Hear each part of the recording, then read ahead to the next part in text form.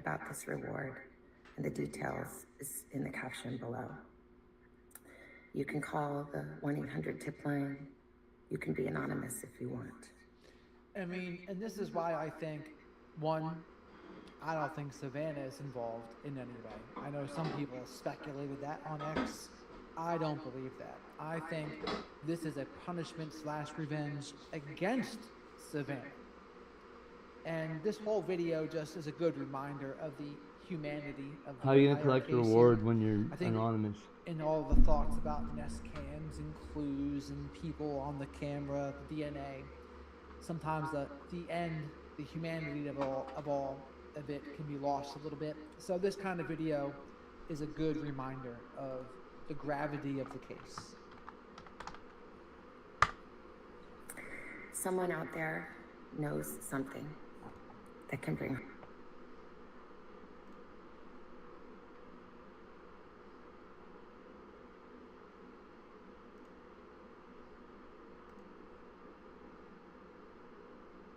Can Plexiderm actually remove bags under your eyes in seconds? That's what I want to find out in today's review. Now you might be wondering, James, this is a beauty product, not really in your lane. That might be true, but I've had requests for this as well. But the real reason I'm testing this out is because I love classic TV, that's right. And what do they advertise to people watching classic TV? Stuff for old folks, that's right. I've been seeing this commercial for years. I've been seeing the video online. People have asked me if it works or not. I'm finally trying for myself. So not only am I trying Plexiderm, but I'm trying the cheap alternative called Sudden Change. I'm trying both of them. I'm gonna try them individually. I'm gonna try them head to head and see what we can come up with in the end of this video. So let's get started with both unboxings and then start removing those bags. Let's take a look at Plexiderm here. It usually runs 40 to 50 bucks for the Rapid Eye Reduction Serum. On Amazon, it has a 4.0 star rating among over 4,200 reviews. Let's see what we got here. Oh, interesting. I was expecting a bottle and it looks like a little blister packs here. That guy sucks, yo.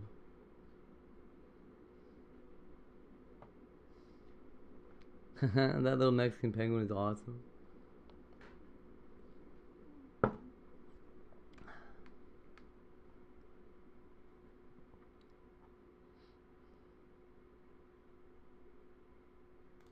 No.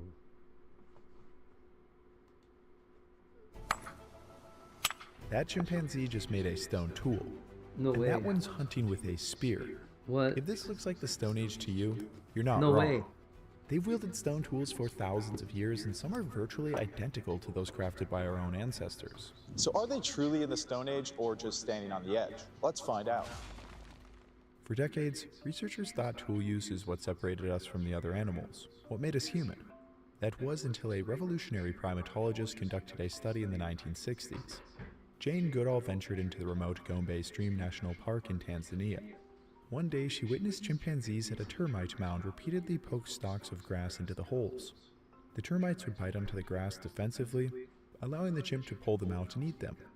Astonished at her discovery, Goodall told paleoanthropologist Louis Leakey, who wrote, "Now we must redefine tool, redefine man, or accept chimpanzees as human. Tools are evolutionary game changers. They unlock resources that would otherwise be impossible to reach. In the case of termite fishing, the stick directly aids chimpanzees in acquiring this food source. But this is far from their only tool. Further research has found that chimpanzees actually use over 20 different tools.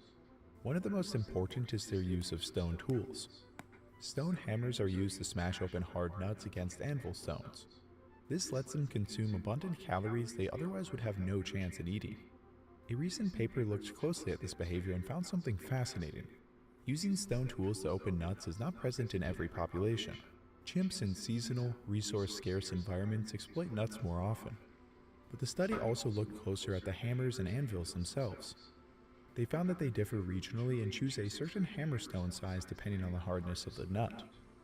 The so-called anvils that they smash the nuts against are usually just large flat stones that happen to be near the nut trees. These anvils are fairly distinct archaeologically, and researchers have found evidence that their use goes back at least 4,300 years, meaning that this behavior likely extends far into prehistory. What is also interesting to note is that some populations do not smash nuts at all, meaning some chimpanzee populations are more technologically advanced than others. Another important tool that chimpanzees use are spears. Yeah, that's right. They make their own spears by taking off a sturdy stick and biting the tip to form a sharp end. They use these weapons to stab into the burrows of bush babies, which are some of the cutest animals on the planet. They jam the stick into the burrow, killing the animal, and then they use the stick to get the animal out. These spears seem to be used exclusively for hunting animals that they physically cannot get to. They have never been witnessed using them against one another. However, chimpanzees have been documented using sticks and branches to hit each other. They even throw rocks during aggressive encounters. It seems that they have already had their 2001 Space Odyssey moment.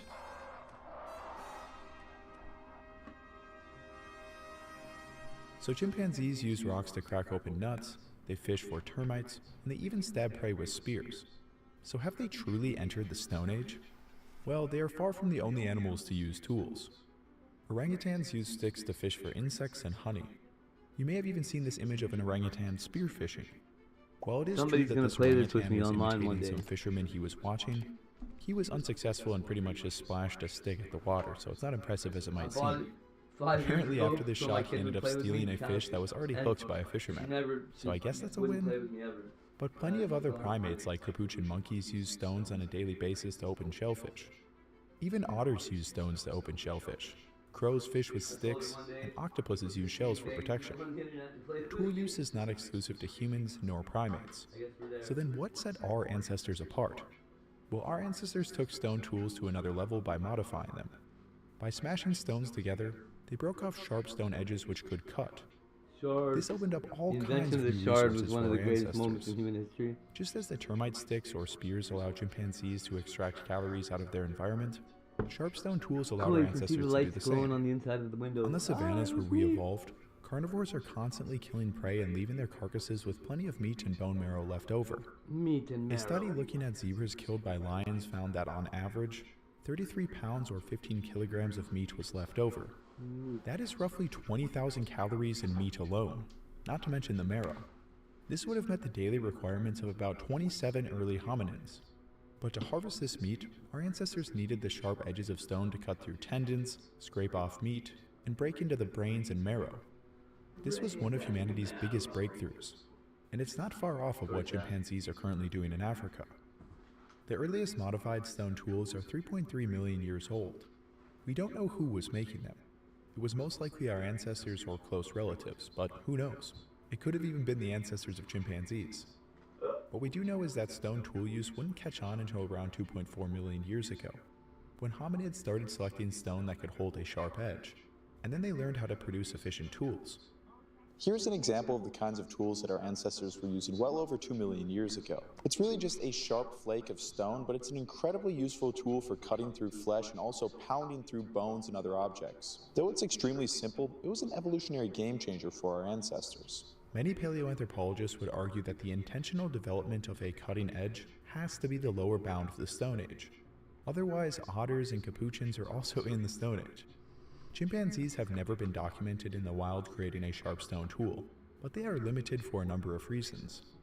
First of all, fine-grained stones that create sharp edges when broken, such as flint, are not common in the modern range of chimpanzees. Most of the time it is thick jungle, and the stones they have access to are basically useless for cutting. Our ancestors, on the other hand, lived across open, rocky savannas that often had sources of quality stone. But just because chimpanzees don't have access to the right raw materials for knapping stone, doesn't mean they lack the intelligence to understand it.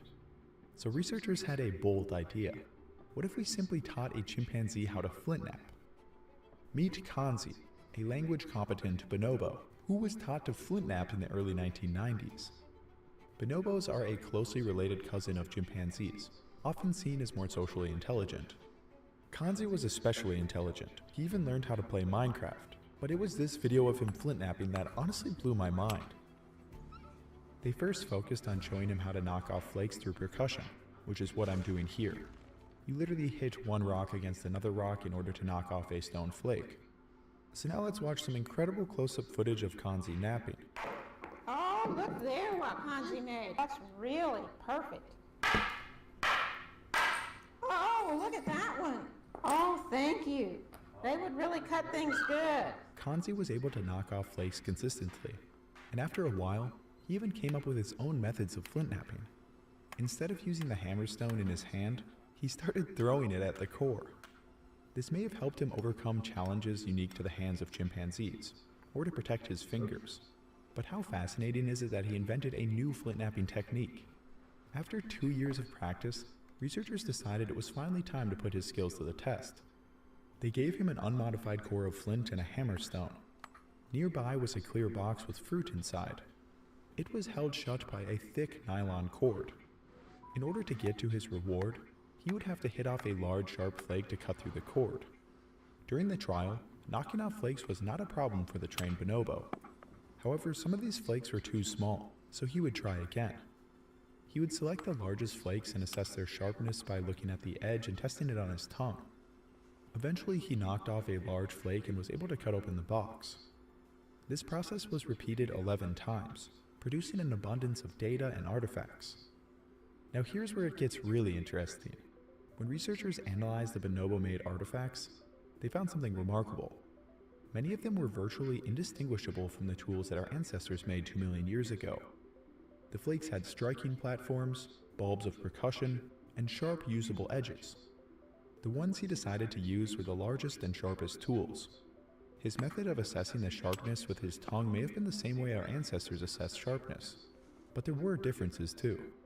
Our ancestors usually knocked off flakes at around 80 degrees to consistently produce long flakes. Kanzi's flakes averaged nearly 90 degrees, essentially right angles. This is the maximum angle at which these materials will fracture at all. This tells us that Kanzi did not have quite as complex an understanding of flint knapping as their ancestors did 2 million years ago, and this may also be due to chimpanzee hands not being as dexterous as ours. Our lineage has been knapping stone for well over 2 million years.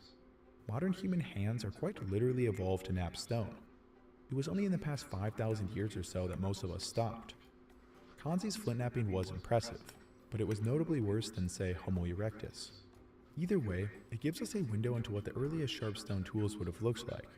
Our minds were already capable of understanding how to create sharp stone edges, and our dexterous hands came later.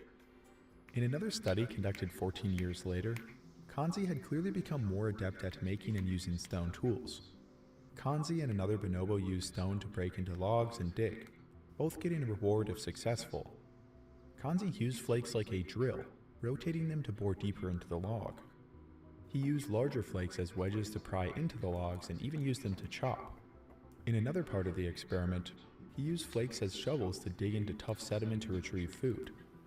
It's interesting to note that Kanzi was far more successful than the other less trained bonobo, indicating that his training really did pay off and allowed him to access these resources.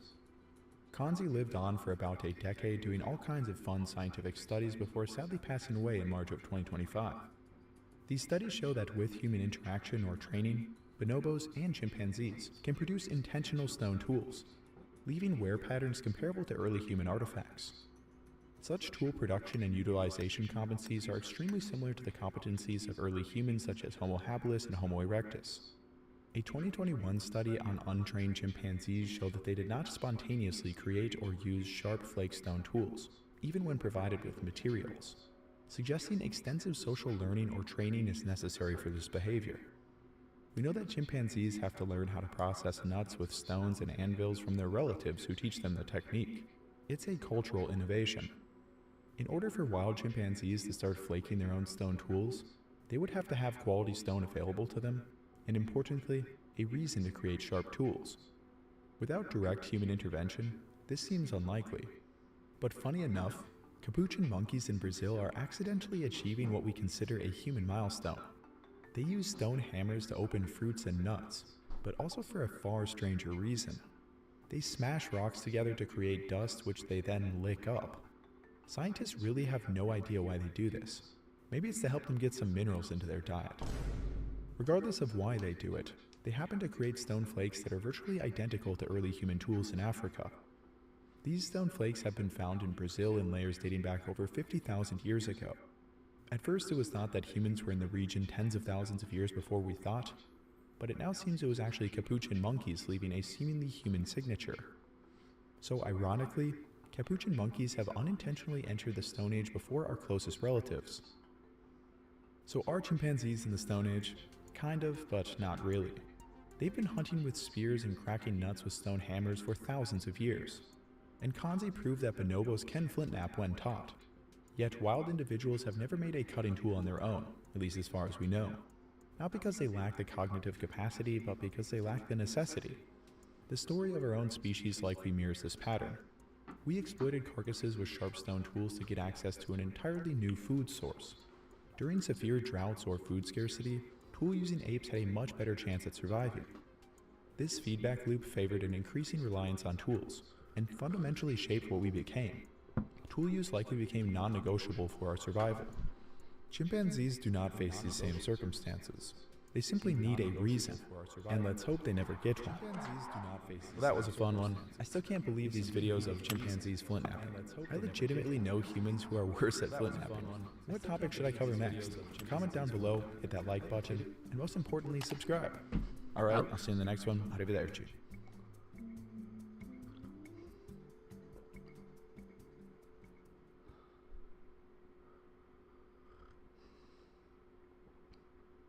Pretty good. I don't even have to look at Long before the our best part species is? ever left the sunny continent of Africa, the Neanderthals lived throughout the lands of Europe and Asia. In a time that almost seems mythical to us, Well, I'll have to these explain it to hardy you guys people later. survived in a world full of fearsome predators and colossal creatures. Despite the competition, the Neanderthals thrived for hundreds of thousands of years. Today we will be talking about all the strange and wonderful extinct animals that the Neanderthals shared their world with. This is the first episode of a series where I will document all of the creatures humanity has had the pleasure to witness. First, let's get a basic understanding of Neanderthals since a lot of people don't really know much about them. Early Neanderthals first appeared roughly 430,000 years ago in Iberia, likely descending from Homo heidelbergensis. This is the same hominin that our own species descends from, though in Africa. True Neanderthals with characteristic traits would evolve in Europe roughly 300,000 years ago. These hominins were shorter than the average modern human, with males standing around 1.64 meters or 5 foot 5 inches tall. Though they were more heavily muscled and on average weighed between 70 to 80 kilograms or 155 to 175 pounds. They had powerful physiques with broad shoulders, strong limbs, and dense bones. They created complex technology out of stone that I personally have trouble Hey reproducing. Tracy. This included Yeah, all large and new. extremely sharp spear points and knife blades.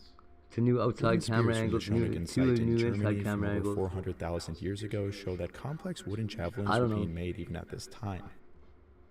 Neanderthals Trace likely is supposed used to get heavy-duty thrusting nuked spears for with life. massive stone points as well. For life. There's a new penguin emoji. New snow penguins outside. Yeah, new. All kinds of new. They got names and everything. It's wild, man. Wild.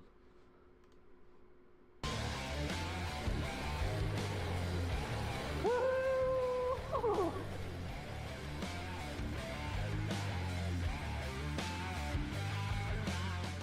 Do you remember the ball-wheeled bike I built? It balances like a Segway sideways What? and it can move in all directions. I was all I done. used 3 on I don't know what else. What else do you want to know?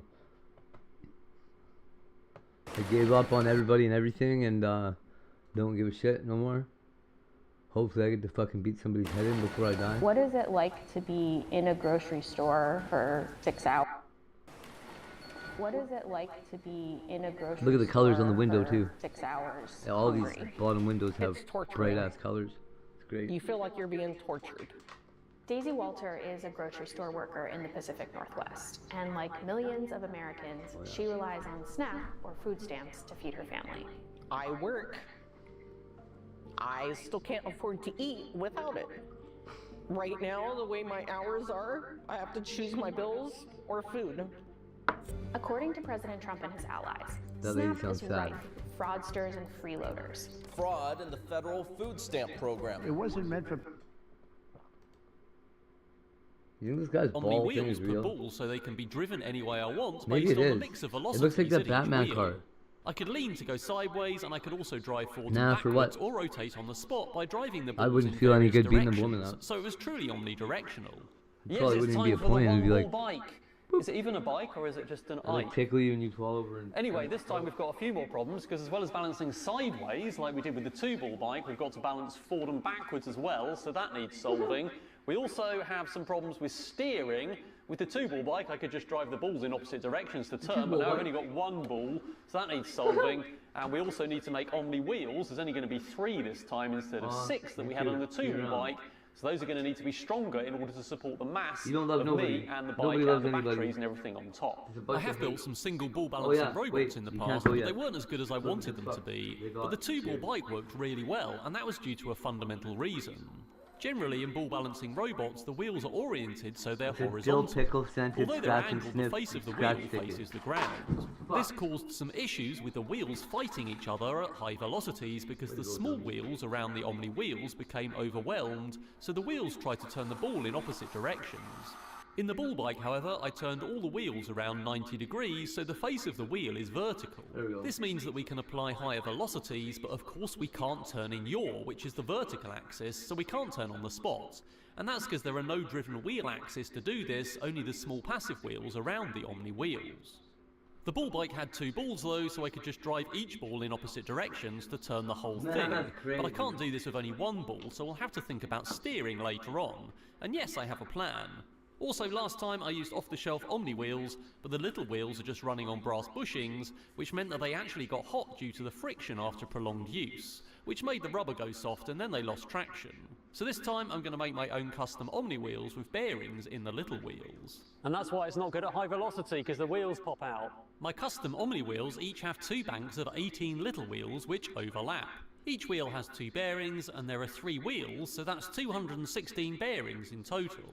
A massive thanks to Simply Bearings for providing all the bearings for this project. The axles they run on are actually 4mm roller bearings, so those also came from Simply Bearings, as well as some bigger bearings for the actual axles. The tyres on the little wheels are 3D printed in Polymaker Polyflex TPU90. I considered 3D printed rigid cores and also TPU95 cores for better impact resistance, but in the end I ordered custom-made aluminium cores for the little wheels. Each core and tyre has a corresponding profile so they lock together, and these are a very tight fit.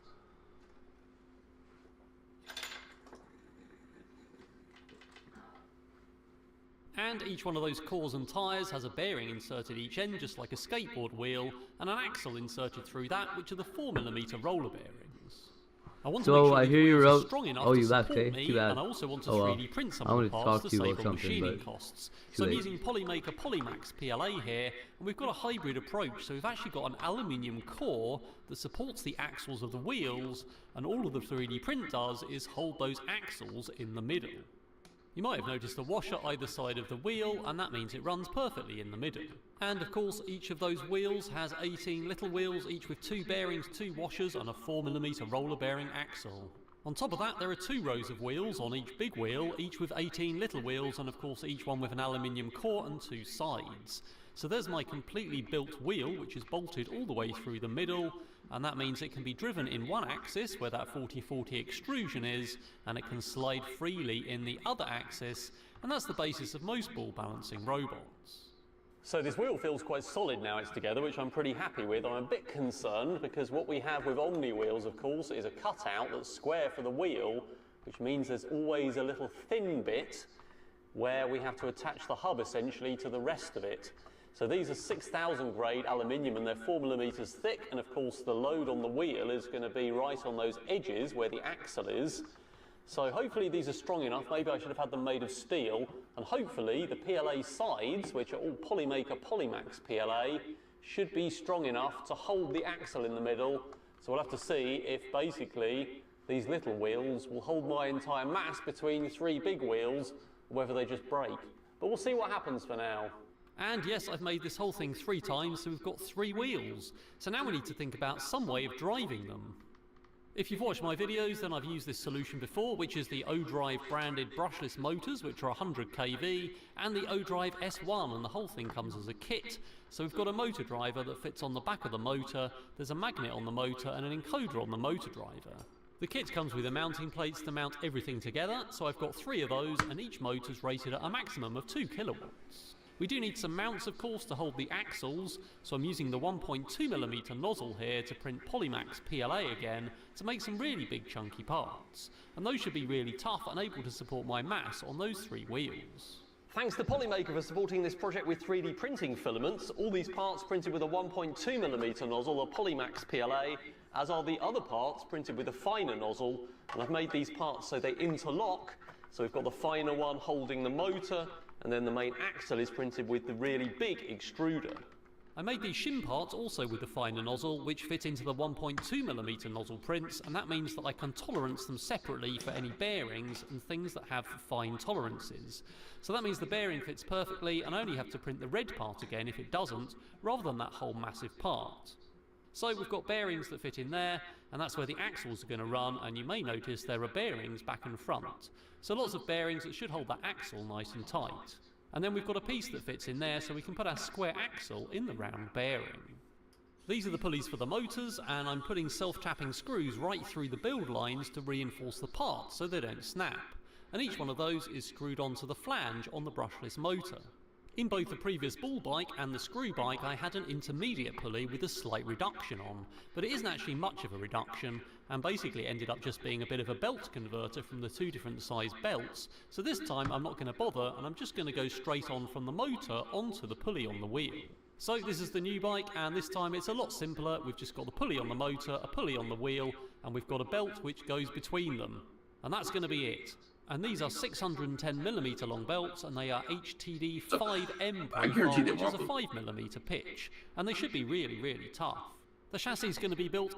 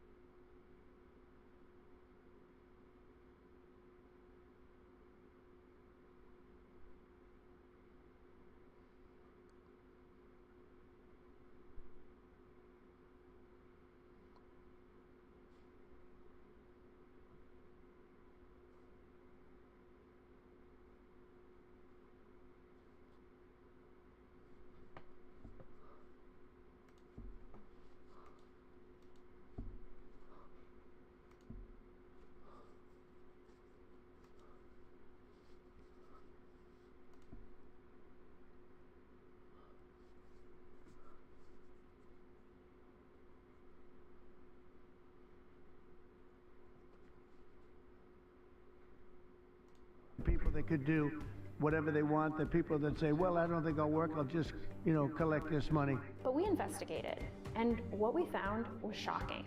Because there are definitely people taking advantage of SNAP, but they're hiding behind lobbying firms and front groups, behind the doors of private jets and boardrooms. SNAP was created to ensure that in the richest country in the world, no one goes hungry. This is the story of how America's corporate elite captured SNAP and used it to pay themselves.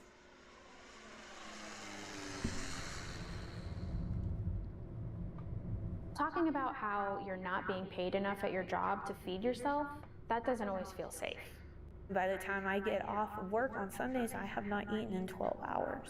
I start dreaming about food. I'm like, this combination sounds great with this combination. And then I tell my coworkers and they get hungry too. Before we met, Sarah told me she was worried about retribution from her employer. So she asked that we not film her face. When you see people coming through work buying all these healthy produce and stuff, and you're like, I can't even do that. I'm lucky if I can buy a bag of grapes once every 6 months if I'm lucky, depending if I can find a good sale for it. As I spent time with Sarah and Daisy, there was something I just couldn't get out of my head. They work for a corporation, Safeway, whose parent company Albertsons made nearly $1 billion in profit in 2024. So why are they on government assistance? Their employees are struggling to live and to survive. My youngest, after every meal, he's like, Mommy, are you still hungry? If there's leftovers and he wants more, and I'll be like, no, go ahead and eat. And that way he can eat, because I know he's not done, and I'd rather be hungry than have my child go hungry. Yeah, I hope so. I hope in it's like November, so, we lady. sent out a request to all 50 states. We wanted to know which employers have the most employees. Okay, so here's the receiving SNAP. unfortunate part about that, right? I'm gonna click this for a second. It's Sunday afternoon. We've both been working hard in the garden. This really sucks. If somebody's got to go to work to feed everybody, you got to make sure that guy's got enough calories What is it that like to he can be work, in a grocery store for 6 hours or he's gonna hungry? collapse at work and die, It's torturing. and then nobody gets You fed. feel like you're being tortured. Daisy Walter is feel safe. By the time I get Safeway, whose parent company Albertsons made nearly $1 billion in profit in 2024. So why are they on government assistance? Their employees are struggling to live and to survive. My youngest, after every meal, he's like, Mommy, are you still hungry? If there's leftovers and he wants more, and I'll be like, no, go ahead and eat. I hate hearing this lady complain about But that. for the states that did send us data, a pattern was clear.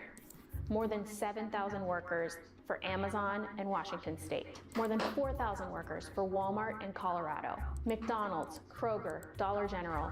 All across the country, thousands of people working for enormously profitable corporations who also can't afford to feed themselves without government assistance. As I investigated further, what began to My come little into guy focus walks seemed over like to an the food, intentional picks it up, strategy shakes to it, siphon off and looks at me and billions asks, in wants taxpayer me to money. offer it to him. Something that Daisy and Sarah both mentioned that really stuck out to me, they both want to work more hours, but they can't get them. When you talk to But I your do have to manager insist and we say, like, hey, I want more hours, Try to ask. what is their response? He turned and told me I will get more hours once I know the store better. But with 2 days a week, what do you expect? 2 days a week, what do you expect? If you were to go to your manager and ask for more hours, what do you typically hear? they try to use excuses of labor and wages are too high for this location. So that's the phrase that you hear Quite often, and even if they could quote unquote guarantee you more hours, it's still not going to be guaranteed. This isn't a coincidence. Big corporations like Walmart and Safeway have to offer employees health insurance if they work 30 hours a week or more. In some states, they might have to offer other benefits like paid sick time or vacation time. And so by keeping their employees' hours low, these corporations are able to avoid offering those benefits and keep their employees' incomes below the threshold needed to qualify for programs like SNAP or Medicaid. And that way, the government picks up some of the cost. In 2014, the last year we have data for, Walmart alone cost taxpayers more than $6 billion in employee public benefits like SNAP and Medicaid. When you let companies get away with shifting so much of the cost of their employees, just basic, living costs onto taxpayers, we're all subsidizing that. We are subsidizing these fat paychecks for CEOs. We're subsidizing the private jets that they ride around in. We're subsidizing their outer space adventures. So step one of the corporate scam, keep wages and hours low, and SNAP picks up some of the slack. But the scam actually goes even deeper. Take a look at this internal presentation from Kroger, marked confidential from 2017. There's literally a slide in there titled, "Many Kroger associates live under the poverty line." But this is the part that grabbed me. They know a ton of their employees are on SNAP, and they actually highlight how much those employees spend in the store. Nobody has perfected this scheme better than Walmart. A trade group that tracks SNAP spending found that nearly a quarter of every SNAP dollar is spent in their stores. So that's the full scam. Pay your workers poverty wages, knowing that SNAP will be there to pick up some of the slack, and save $1. Turn around and collect $1 through SNAP spending, funnel it up to executives, repeat over decades, decimate the working class. The real freeloaders here are the big profitable corporations that are shifting the costs of people's basic needs onto taxpayers. They are the leeches on the system.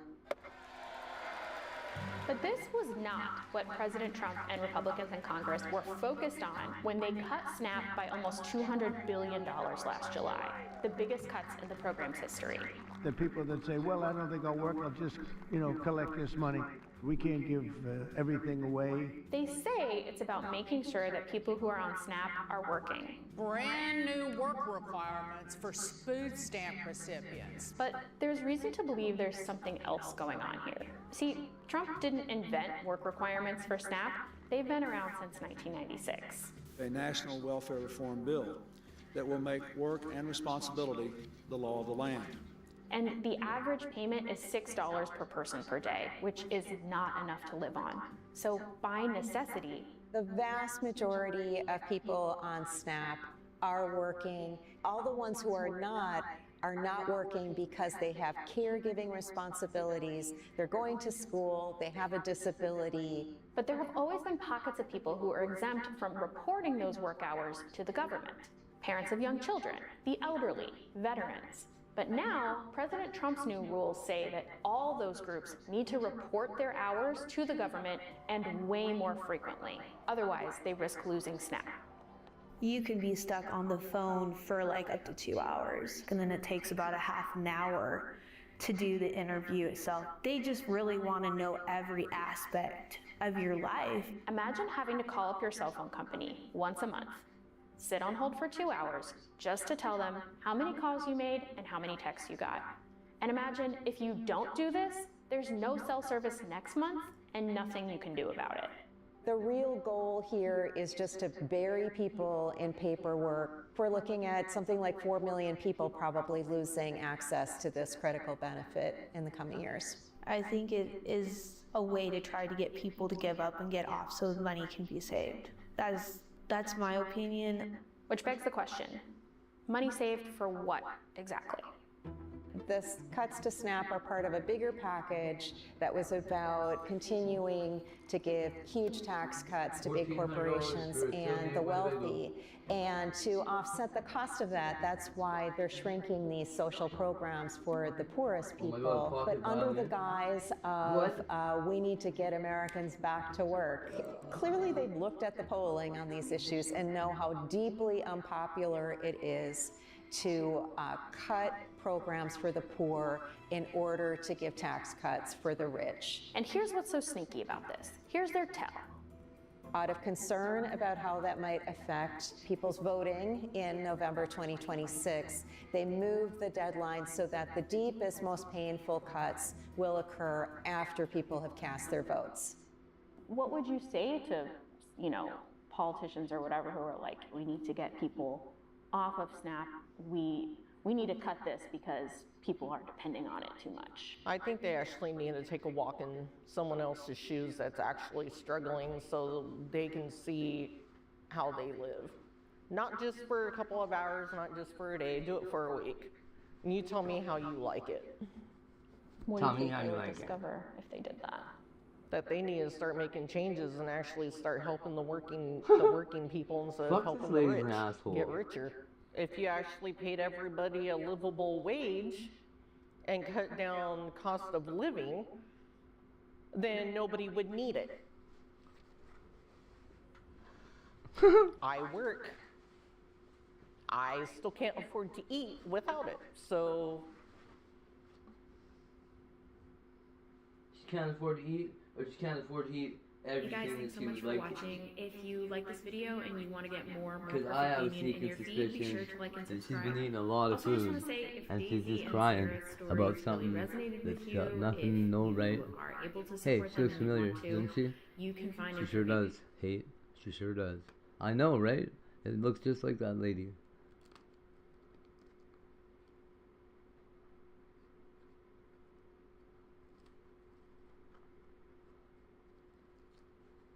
The fuck?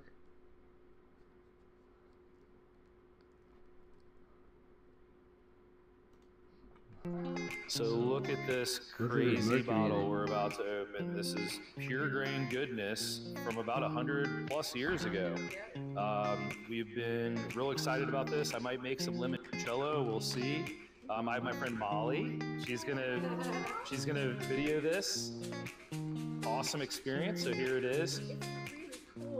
What? Is it moonshine? We're messing around with this and the cork broke in half.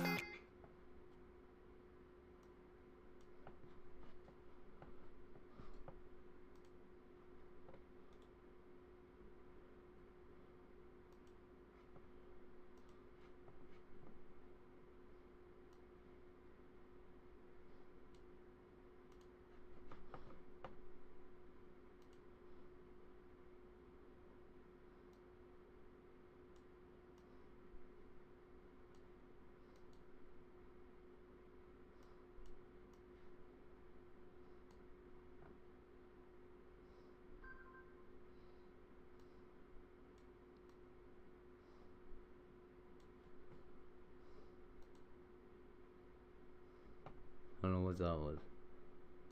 So I only have half of it left to go, and it's kind of barely hanging on in here. I love when you open these bottles. You have like such a system. I usually have toothpicks, and I don't have any. Oh my goodness. What am I gonna do? Hope and pray that doesn't fall apart. I mean, I think some of it's gonna fall in. I think it did, but there we go. There's a little bit. All right. So we even have a hydrometer. So we're very curious. So I'm gonna try to pour some in the Glen. Oh, that's a lot. Well, there has to be a lot that goes in here. So. That's mine. No, I'm kidding. It actually smells a little sweet. It smells like it has a real high proof. Here, let's see. I'm really excited about Oh no, we need more. It's not even floating yet. Let's see. There we go. Brad, you know how cool it is that you get to like do this? Like this is like history. It is. History in a glass. It's just another day at the office right here. Let's see. Is this like 1,000,000 proof or something? Oh my gosh, I don't know. It's not even like floating. It's crazy. So is this like 200 proof or? I don't know. I'm so excited to taste this on camera. Yeah. Yeah, because that thing, that would be floating, right? Like Bobby. I'm pretty sure. I'm no hydrometrist. Oh, there it goes. Oh, there we go. So yeah. So this is as strong as it gets. Yeah.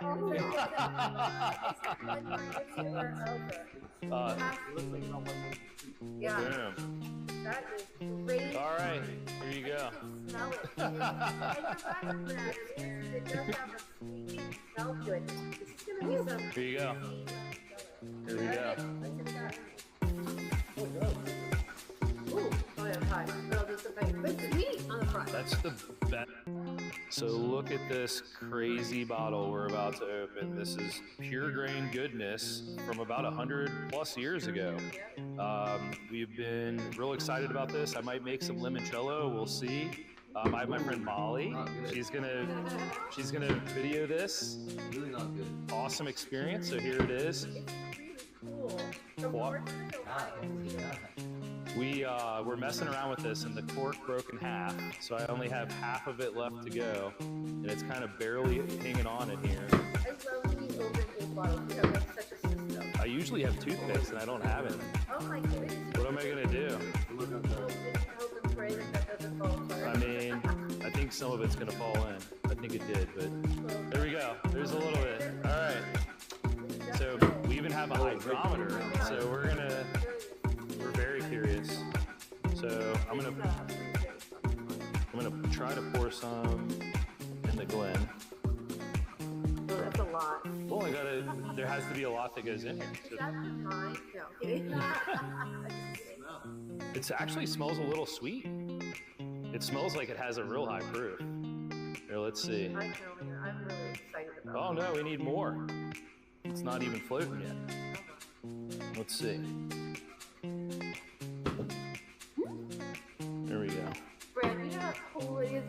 to like do this. Like these are, this is like history. It is. History in a glass. So, It's just another day at the office right here. Let's see. Is this like 1 million proof or something? oh my gosh, I don't know. It's not even like floating. It's crazy. So is this like 200 proof or? I don't know. I'm so excited to taste this. Yeah. Yeah, because that thing, that would be floating, right? Like Bobby. I'm pretty sure. I'm no hydrometrist. Oh, there it goes. Oh, there you go. So yeah. So this is as strong as it gets. Yeah.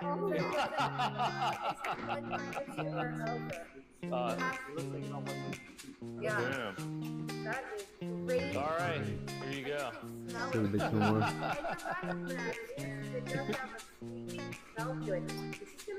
Here you go.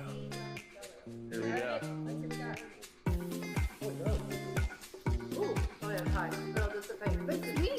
That's the best.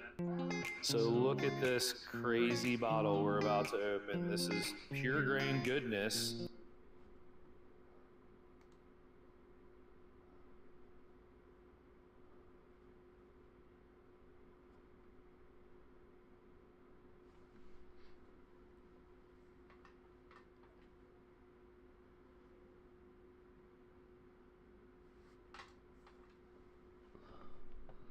Okay, so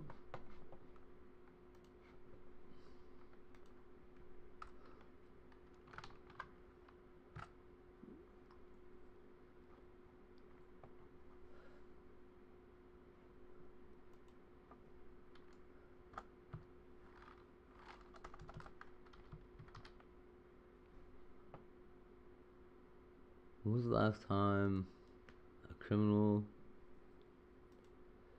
Okay, so, and why didn't this thing relink?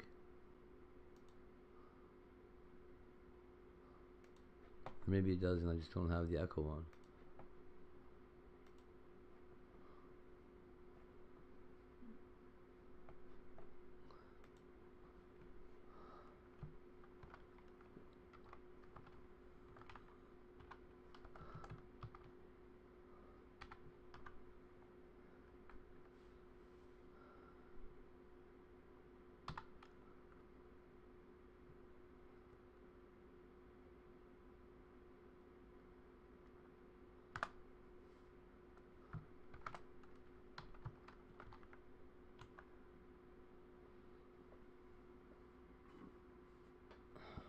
I thought it was gonna be coral.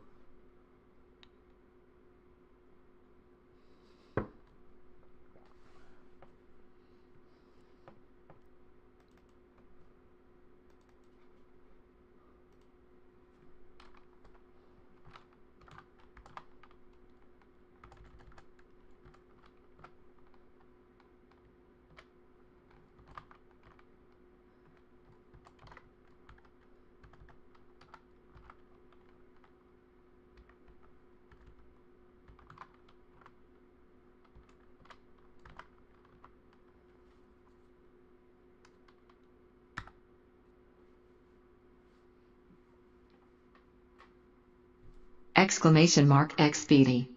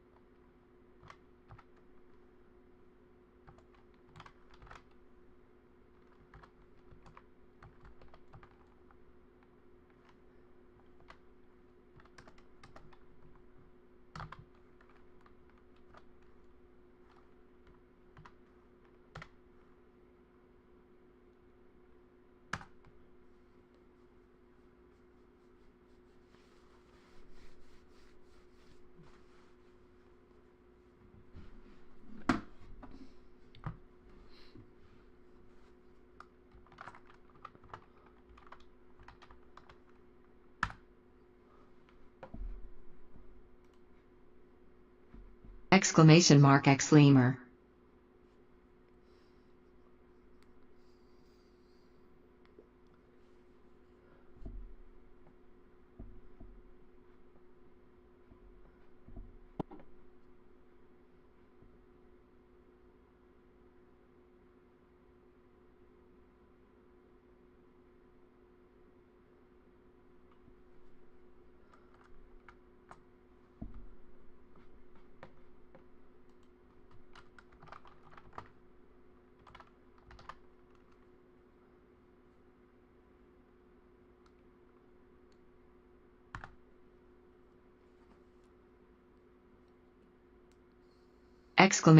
X remit.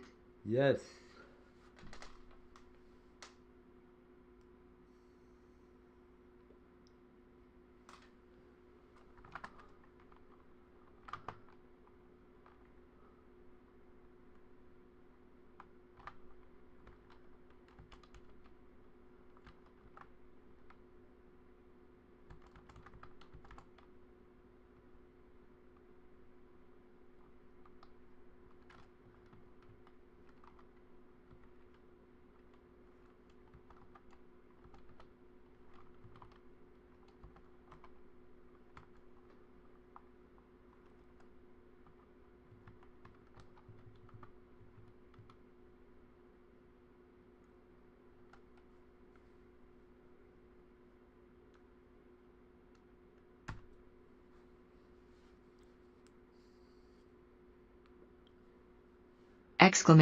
X speech.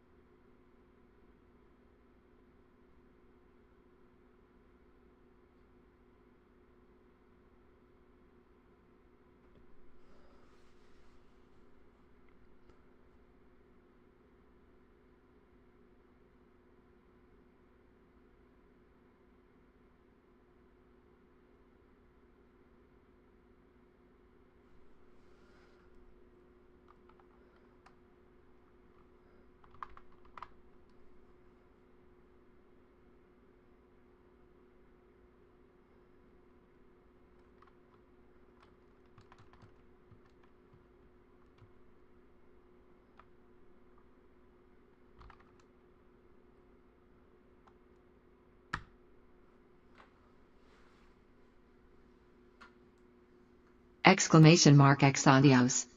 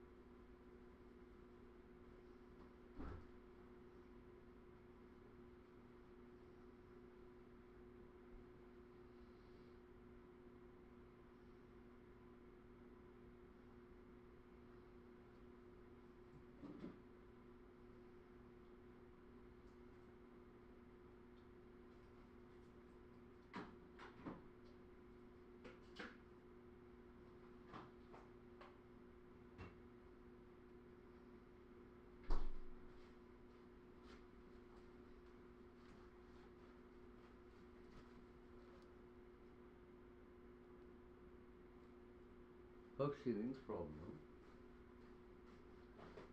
Whatever.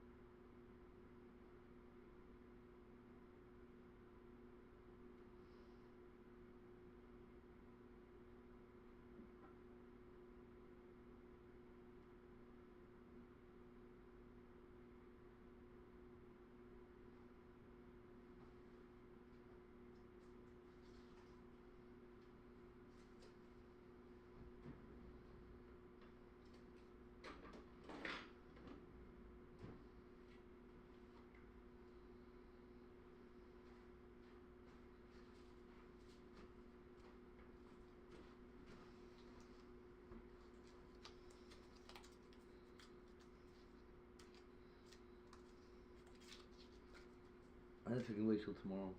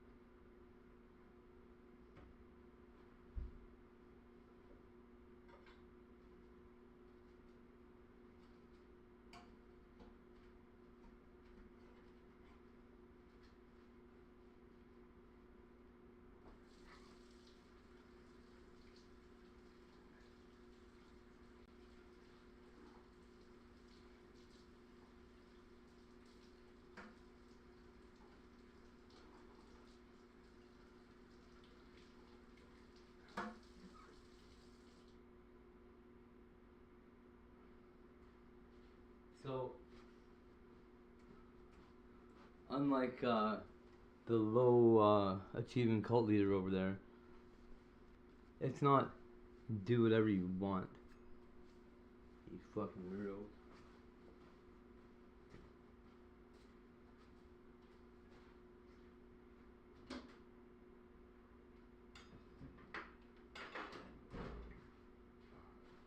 But I'll tell you the secret. I'm not going to tell you anything. I'll tell you the secret. It is, in my case, do whatever I want.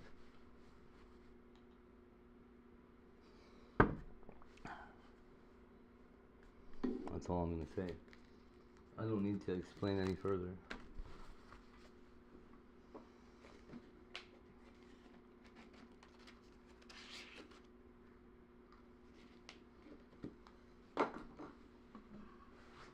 That's right.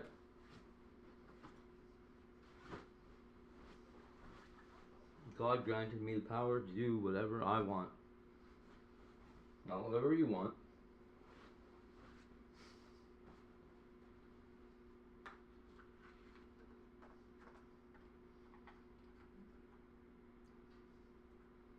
The things that I'm called to do, I'm able to do. Is that better? Does it sound a little clearer? It's not jump up and down on Oprah's couch, buddy.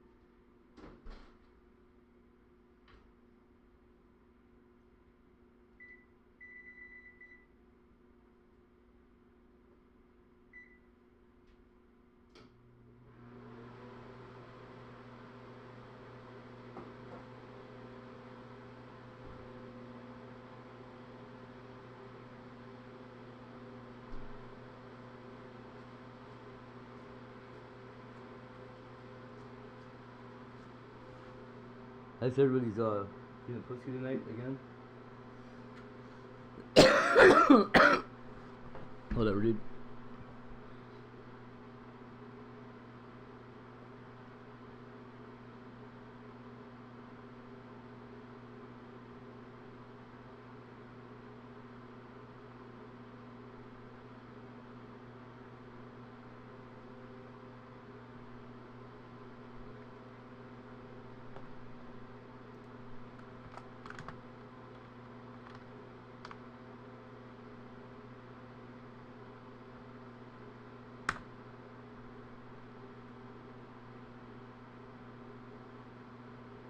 X rainy.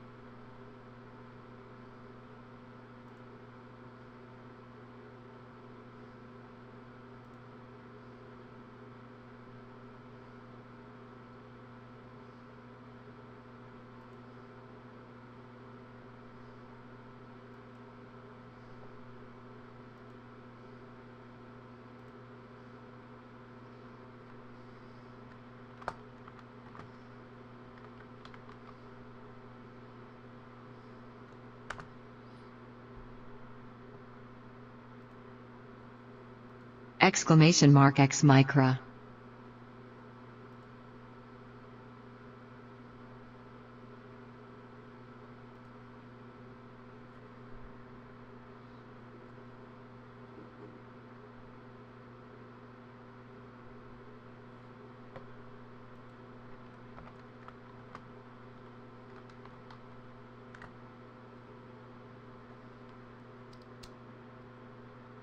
Exclamation mark X bicker.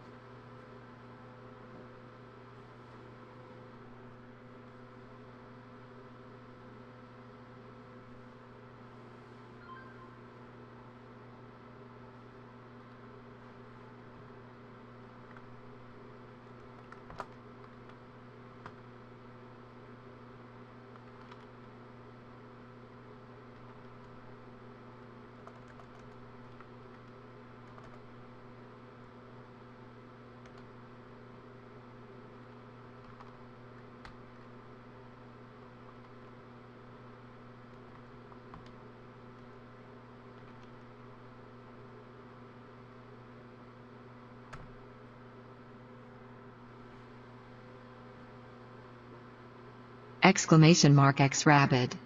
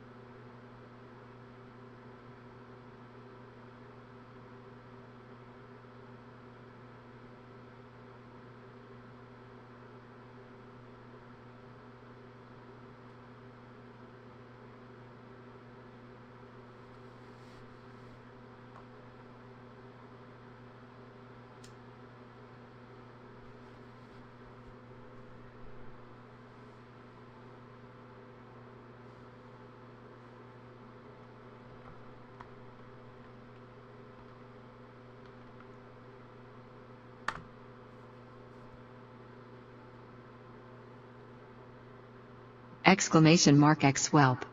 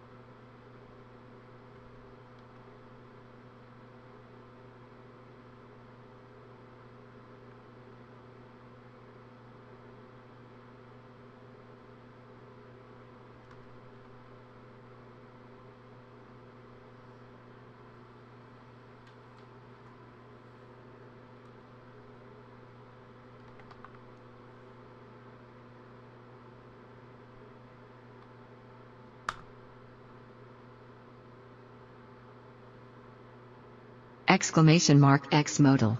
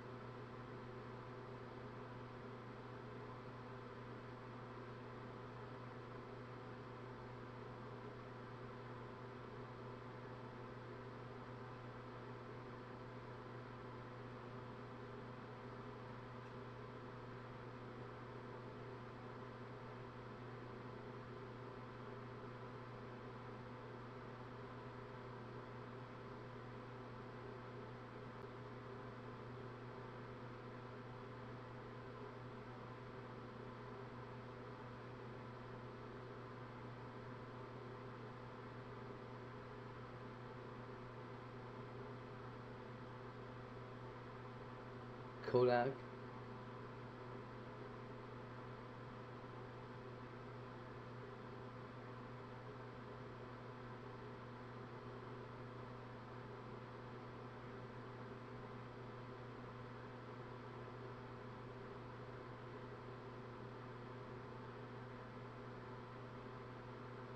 Roland.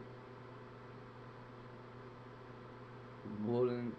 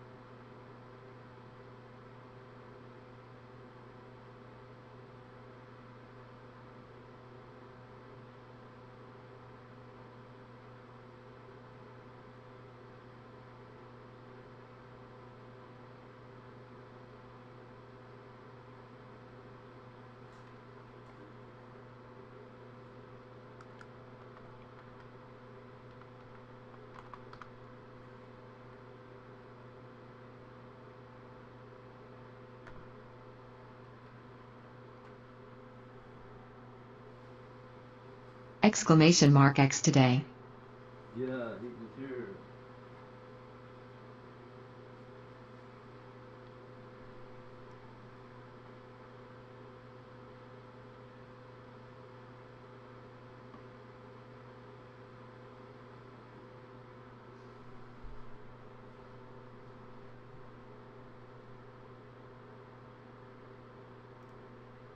This was such a very unpleasant surprise. I'm Grant Harding. I'm a licensed pharmacist in 4 states, and I like to review medications and supplements for you guys. And one of the things I like to do is take a look at these sketchy gas station pills. And this one actually, I'd say this is a little bit more professional looking than most of the junk that I pull out of the depths of the sketchy gas station world. So I'm interested to see what happens here. Can these actually become high quality? Nobody knows. Anyway, this is titanium 9000K. 9,000,000? I don't understand the naming for these things. 9 million, the marketing is so bizarre to me. In fact, it looks comical, yet I guess it's working. I mean, these are being sold constantly in gas stations all across America and other very weird places. So I don't even know what the name of this is. I don't know the name of the company, but the package looks nice. Oh my god, these soft little sharks. Let's take a look at this in a little bit more detail. And I'm going to take it here today. And then I have a very interesting event that I'm going to. I have a date with what is believed to be a woman. Whenever I look at these sketchy gas station pills, you can see me waving there in the reflection. It really does seem like whoever, they're in a competition to make the craziest looking package. They love this holographic Charizard stuff. This one, it actually looks pretty nice. Like some of these letters and the designs, they're raised like you can feel them with your finger there. It's just, it's kind of comical, you know. People are trying so hard to get your attention. I do not know what their obsession with writing large numbers and then putting the letter K next to it. I see this quite frequently. I have no idea what the point of that is.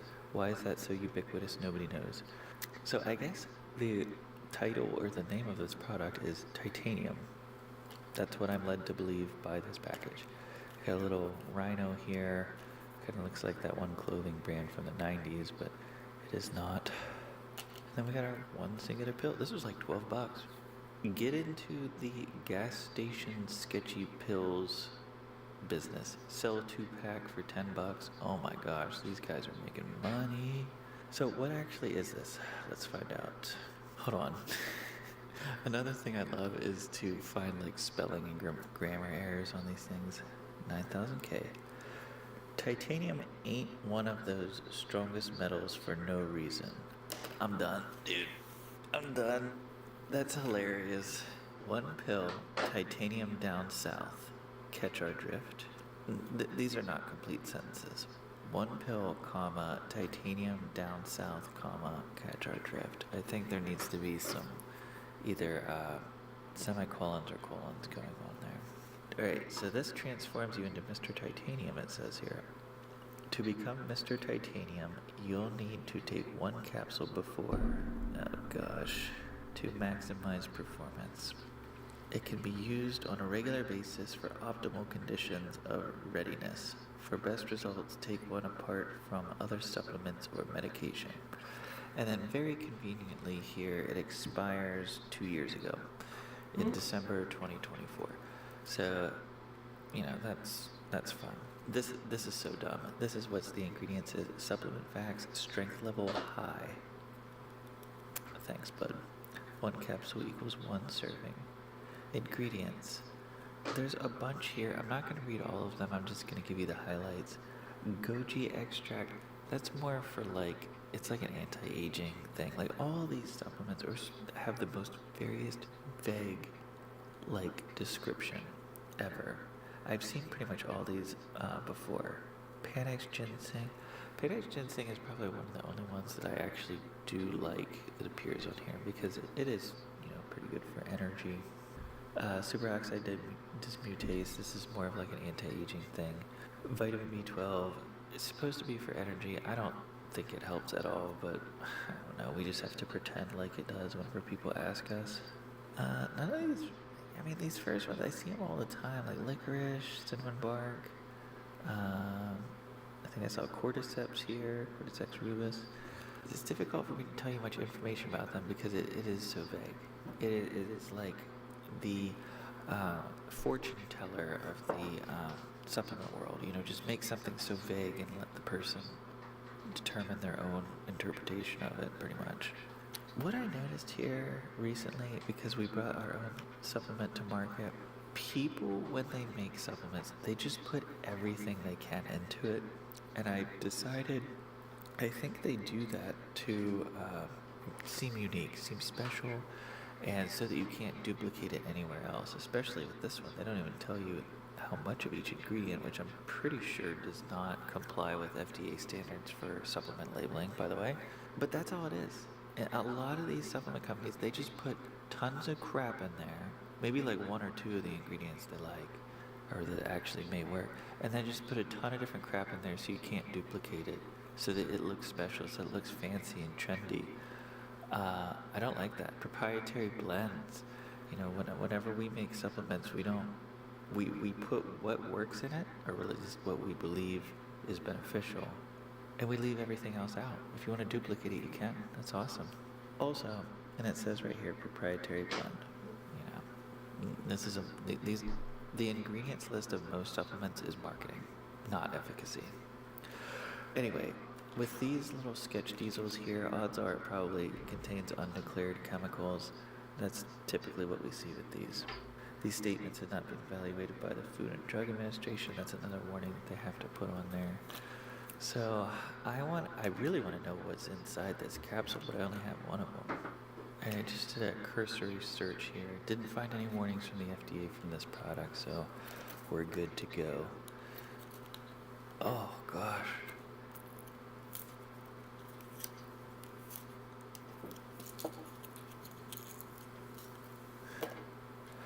These are little carrying cases. A lot of people get confused and accidentally put these, insert them rectally. This is not for rectal administration. Hey. I don't hey there, blame Bubble you, Boop. because it doesn't say on the directions anywhere. This is such a cool look. How you doing? The one thing the gas Trying to open up this industry does is year-old double smoked cheddar. stuff. I want to know what this looks like so bad, but I only have one pill. I can't accidentally mess this up, you know. I fell asleep. That's what I expected it to look like. You know, a white powder with some kind of earthy tones in there. I don't know how well you can see that. It's kind of an awkward. Yeah, that's not. That's got to be really nice. There's people that spend hundreds, maybe even thousands of dollars a week, a day even, doing heroin to try and get that experience. And ended to watching Mother Nature for a bit. Lol. Antidepressant in it. Crazy stuff. You are ahead of the game. From just a little bit of minor research here, I mean, this actually does look like one of the more safer ones.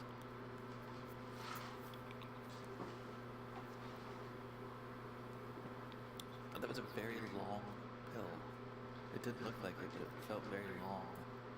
Okay, so the way I'm going to test this, and this was suggested to me by a lot of the viewers, you know, they were concerned that I wasn't testing things appropriately. A lot of them had an insight into, you know, these types of supplements, and they provided me with this option. They said I should go on a date. So I do have a date today. It is believed that she is of the female variety, and we met on a website that is for highly intellectual people who really love gas station pills. So I'm prepared to... It's not gonna work, huh? What's the catch? I have lots of very interesting questions lined up for our What's not gonna date, work? just in case there's Oh. a hole in our Oh, this pill that he's doing? that way she'll be entertained, because That cheese is really good. Uh-oh. Are you way behind again? No, you can't be.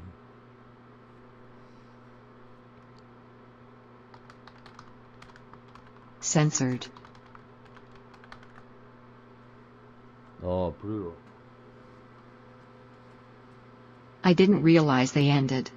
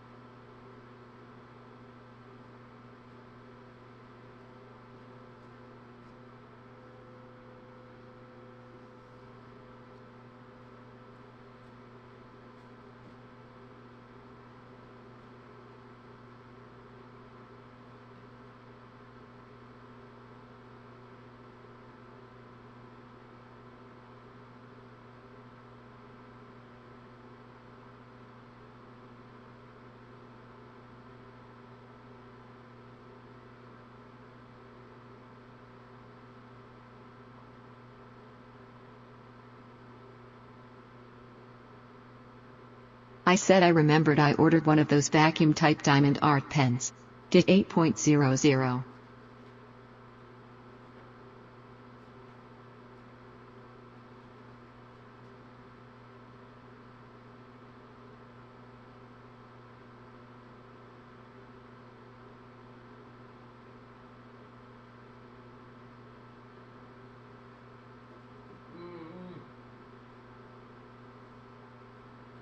Apparently that needed censorship!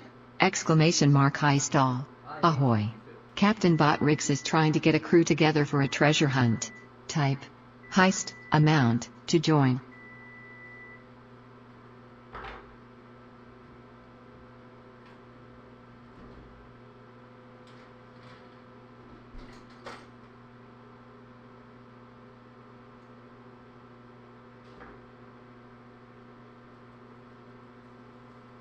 Exclamation mark gamble 777,777.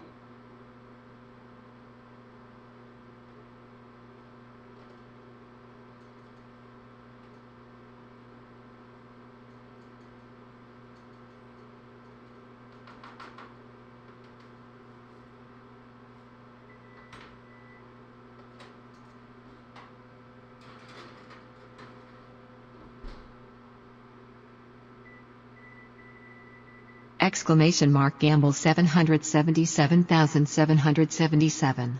Results: Botrix 1,999,999,899. A crew of pirates and raiders check their flintlocks and sharpen their cutlasses as they disembark for Blackheart Island. Ho ho! Botrix made it back from Blackheart Island with a handful plunder and a tale of plenty. Roll 25. At Bubble Boots 777 lost 777,777 points and now has 1,010,057,926,730 points.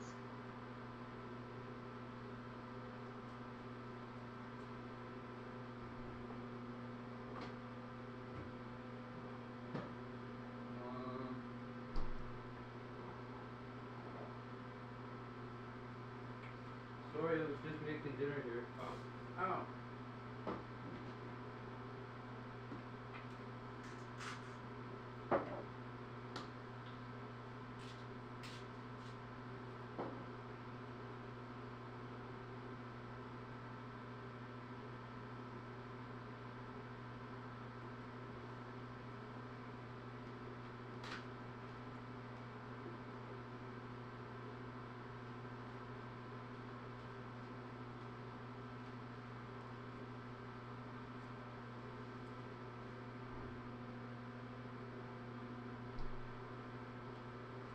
Let's go Lime Cedar. Ow. Man, Bubble Boots, I hope this is good. I'm drinking this in your honor right now.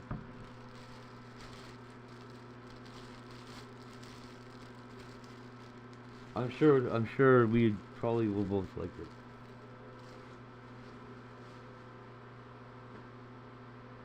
it's a lime Caesar.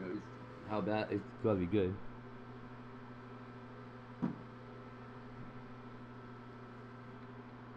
I think I might pour it into a cup though.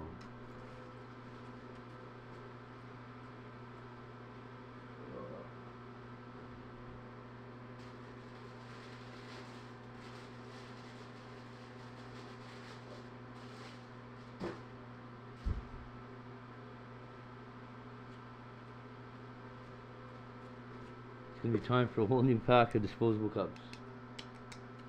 That was a good idea. I used to make fun of people for that, but yeah, throw your dishes away, man.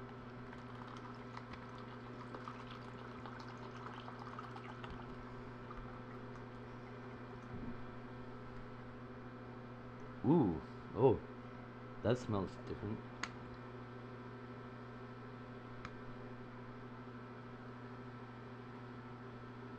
Smoky and limey.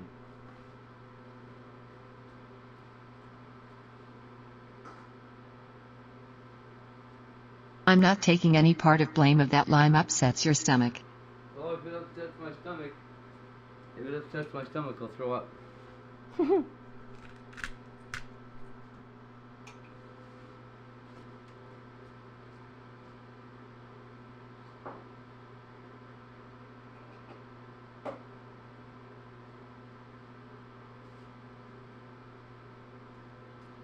I've done a lot of that in this lifetime, I'll tell you.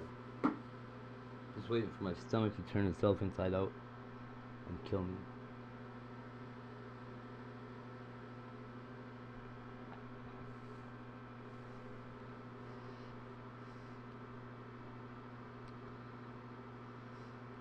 It's alright.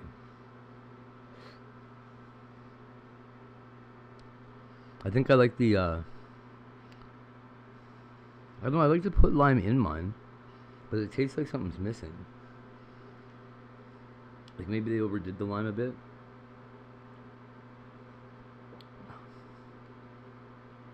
It tastes brighter, and there's like a,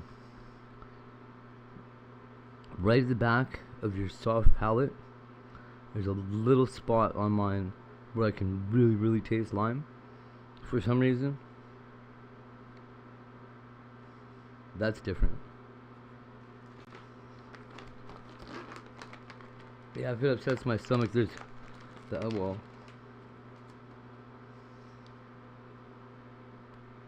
I'm sure it's not that much.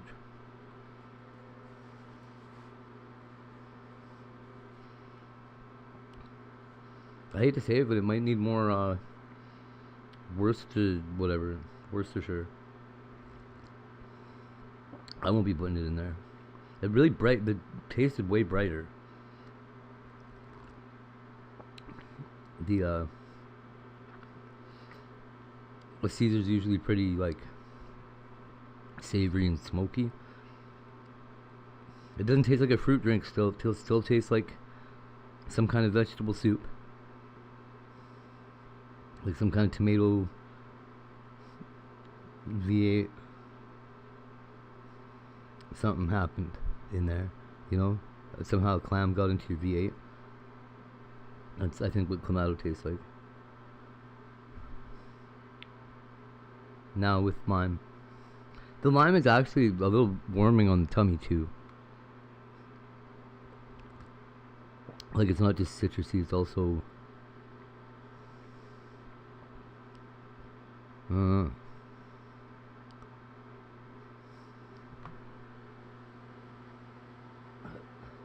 sweet and sour chicken in the oven. Be done in like, I don't know, 45 seconds.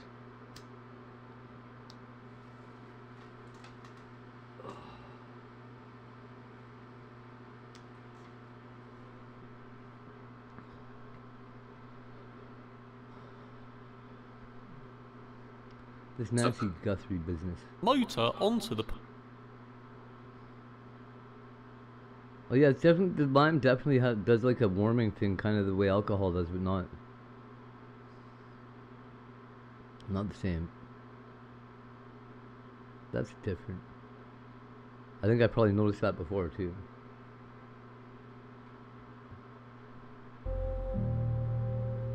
What's up, Vetters? Patrick here with Vetted. Welcome back, everybody. Today I'm back with a product called the Pacuzzi, which can supposedly turn any skillet into a steamer. This product was requested by a subscriber, the freaking... Welcome back, everybody. Today I'm back with a product called the Pacuzzi, which can supposedly turn any... Just helpful tips. A warning here, do not cook on high heat. Some instructions in the box itself. Something tells you when you have a sticker like that, someone had some problems with it. And they're telling you not to use high heat, so let's make sure we don't do that. Fuck this, I don't care Here's what the this is. mat. It's a lot more rubbery feeling than it looks. It's very rubber.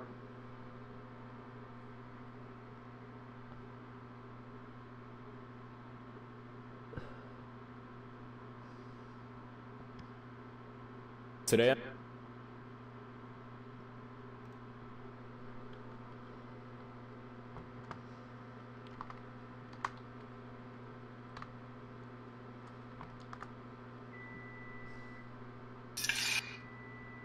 Ha ha. Okay, what are we making here? Steak? Wait, in a microwave? Oh, you can't see it. Oh my god. Here you go. I gotta go get that out of there.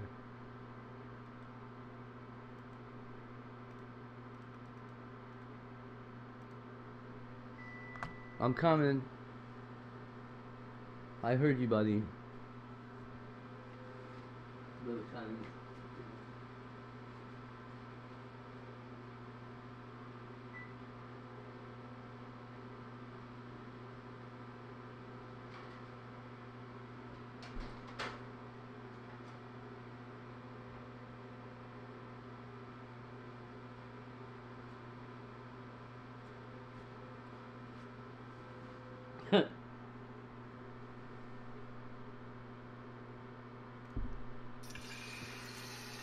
Oh god.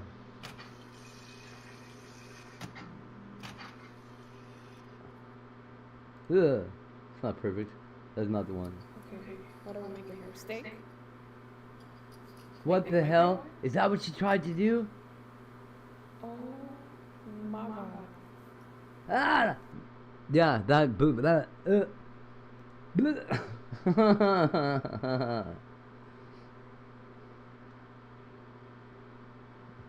For safety's sake, don't ever let anybody named Sarah cook a steak for anybody.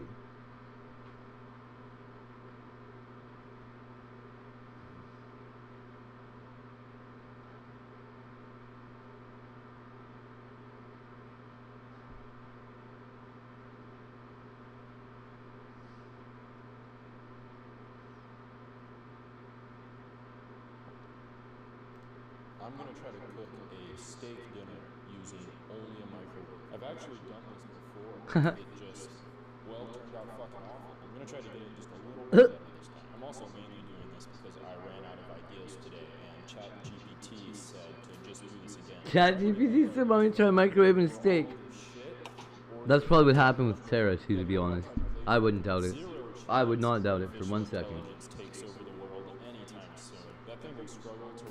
Okay. TikTok cooking account. All right, let's cut this thing open and see if it's medium rare.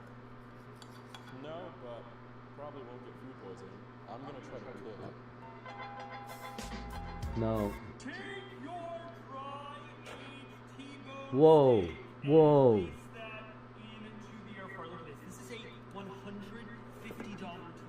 It looks like it's a $150 T-bone steak.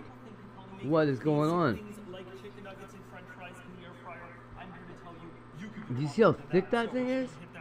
It's like a brick.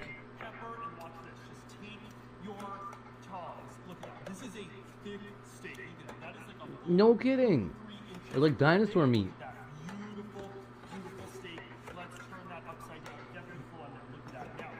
Who buys 3-inch thick steaks?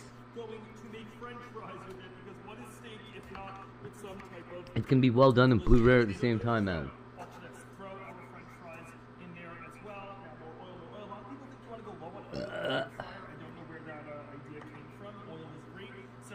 Oh yeah. I'm feeling this already.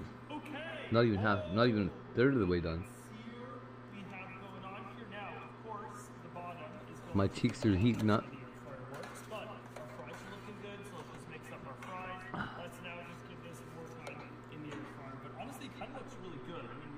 No.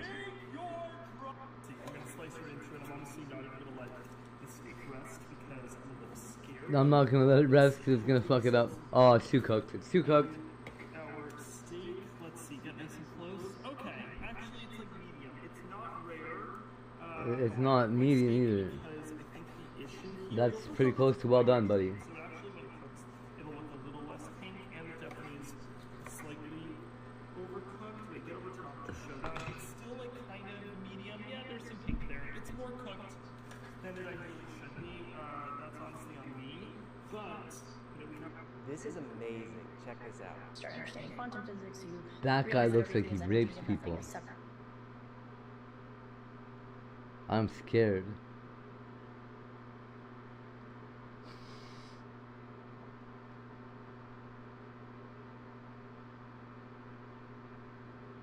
Oh, that is so gross.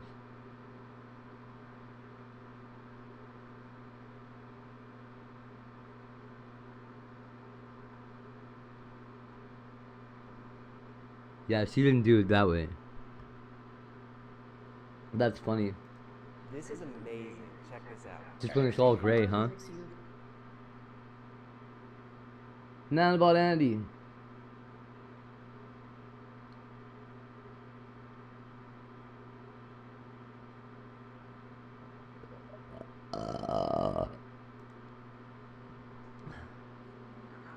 Look at her eye makeup. What's going on with this shit?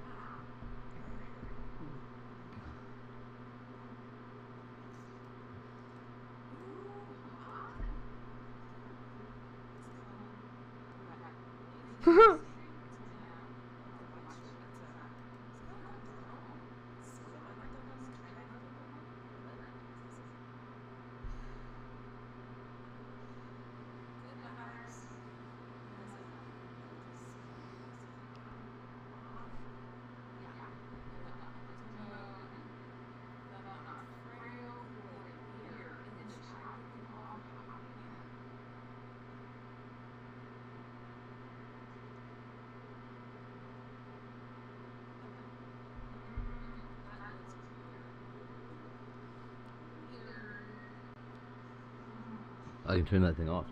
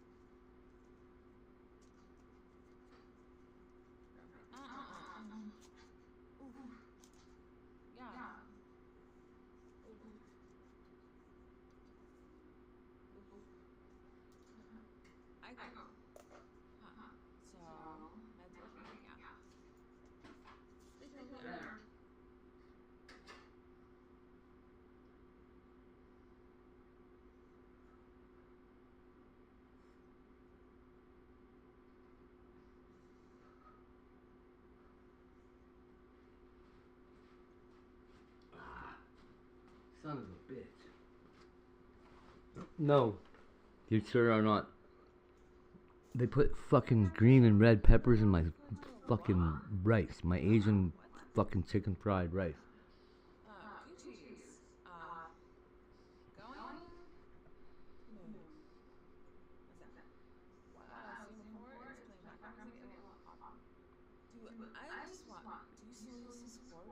use this for every day.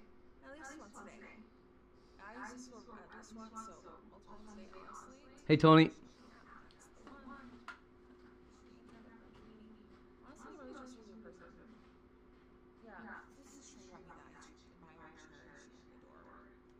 It's just a pleasure to one last, if I use something that I live with, not honest pregnancy. Last year, 2025, ICU, is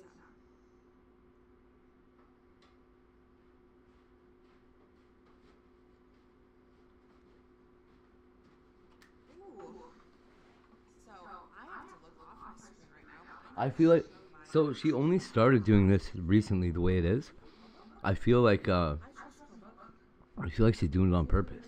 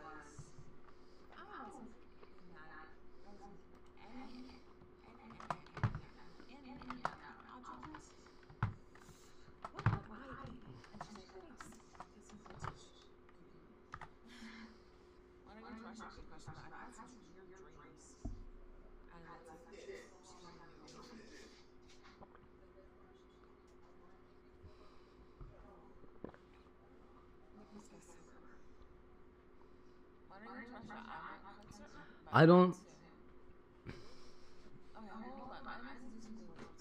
Do you mean, okay, antimatter or negative matter? Antimatter, I don't think so, because it would explode like crazy, right?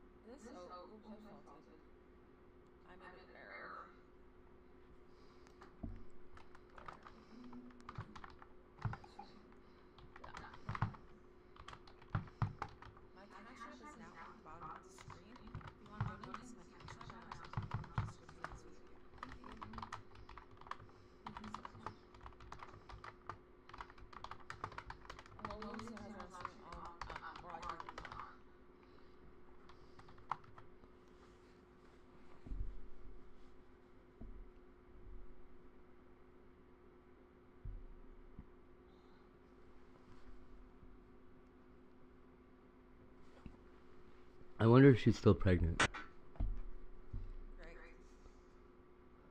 Antimatter? I don't know. It could, maybe.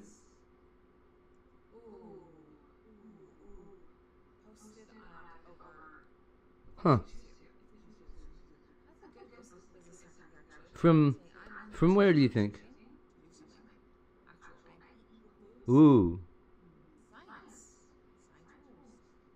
Hmm.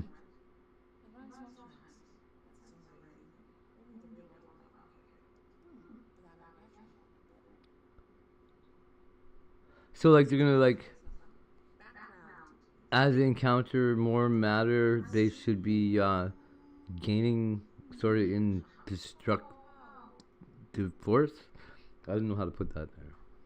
How to say that. They get more dangerous. The more they get smashed up, that's fucked up. You know, I'd never really even I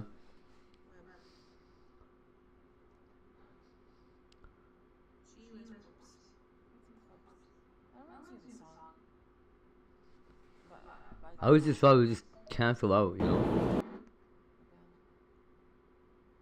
Yeah.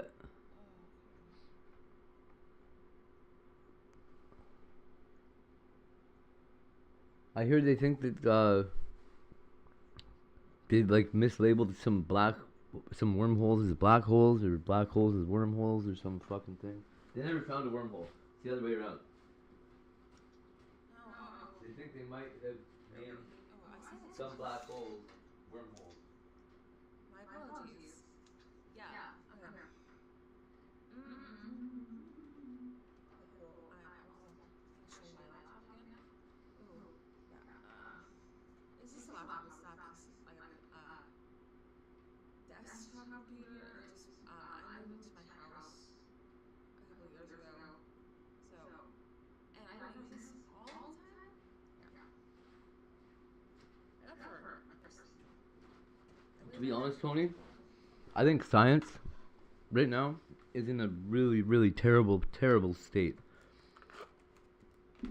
I think, well, you saw the plagiarism thing, plagiarism study on scientific whatever paperwork, whatever the fuck I'm trying to say. It's like 80 or 90% of all scientific data is just plagiarized, which makes sense. But there's like nothing new.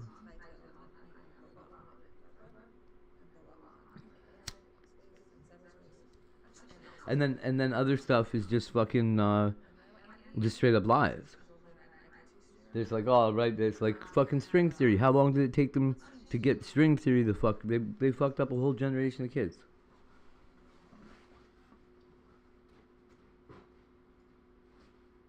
One of them was my kid. 3 of them were my kids. Oh, I see that so much. Hey, Nana, what are you doing tonight? I'm just getting some background stuff on the live stream with you guys. Thank you for tuning in. How are you doing, honey?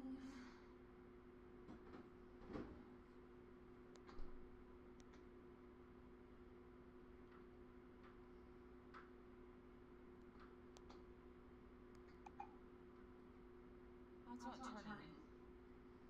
Other features on my phone? Yeah.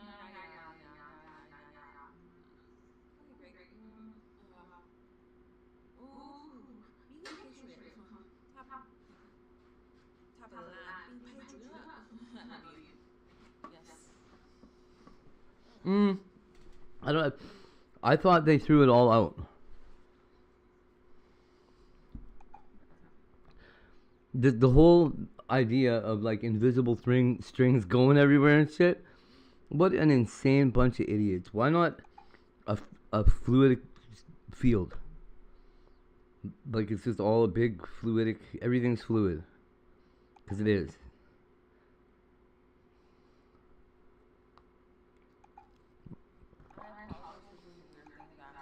At least everything that's surrounding a solid is a fluid. All that shit's just labels humans made up anyway. God's not like, thou shalt not let water be a solid. Never. Thine gases must be gases. No. Excuse me. What's that? Behind. Yeah. Well, it's okay. That's the thing, though. That's all just shit that people made up. It's not like it really. It may exhibit new features that weren't being exhibited under other conditions.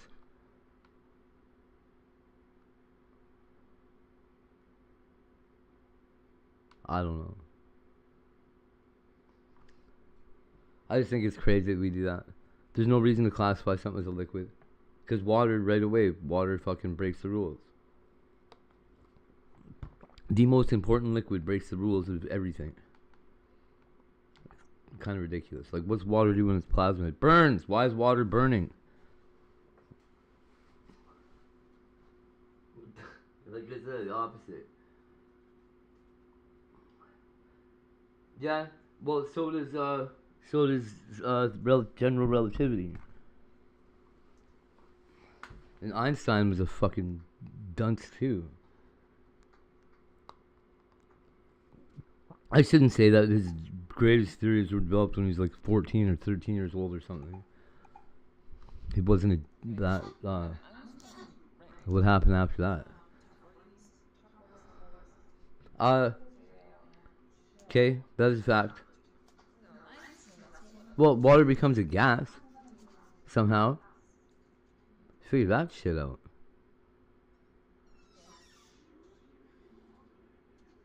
You can steam it. No, okay, wait. I bet you that's what that Brown's gas bullshit is. Oh, it is too. It's like gaseous HHO.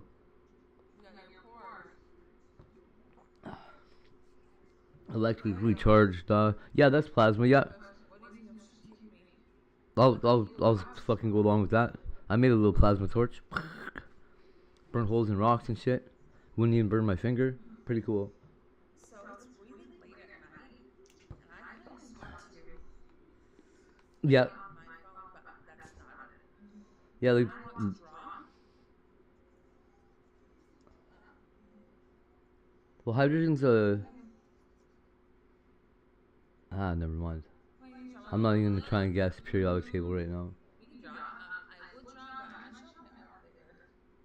It might be a metal. I don't remember if it is or not. One of them's a metal over there.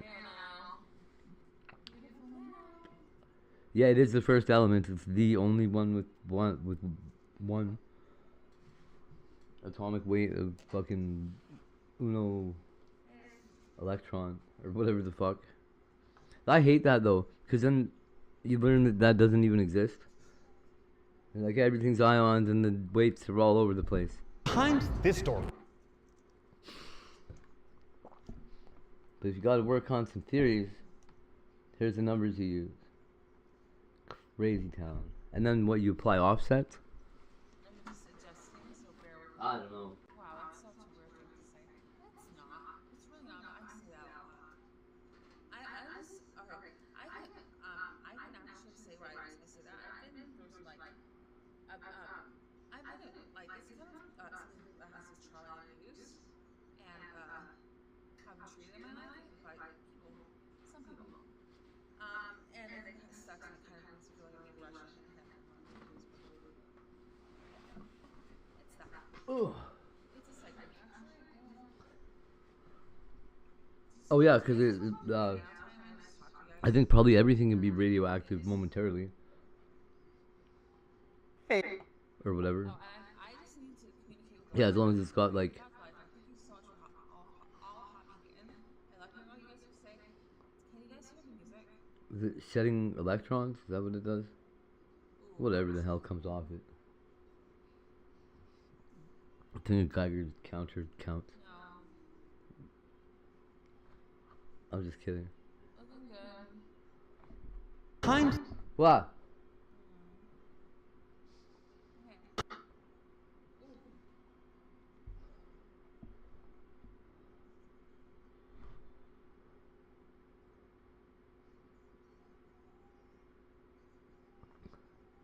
Is this the guy that made the football commercial?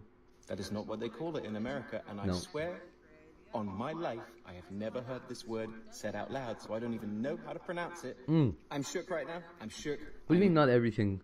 They even gold was the only thing they couldn't ionize before, and they're doing it now.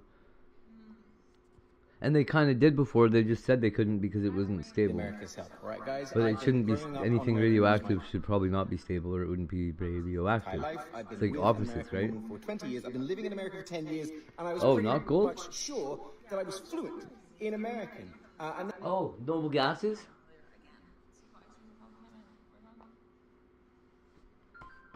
I believe probably noble gases are this thing non-ionized. popped up on my whatever. Reddit, and it's all of the classic hits, be it like chips. No, they are though. All the gases are ionized. Some fries, or courgette, zucchini, or biscuit, cookie, and all that kind of stuff. But then we got to the Swede. Not someone from Sweden, but this, the Swede. A root vegetable known as an incorruptible metal? Rutabaga? I'm interested. Rutabaga? Rutabaga? Rutabaga?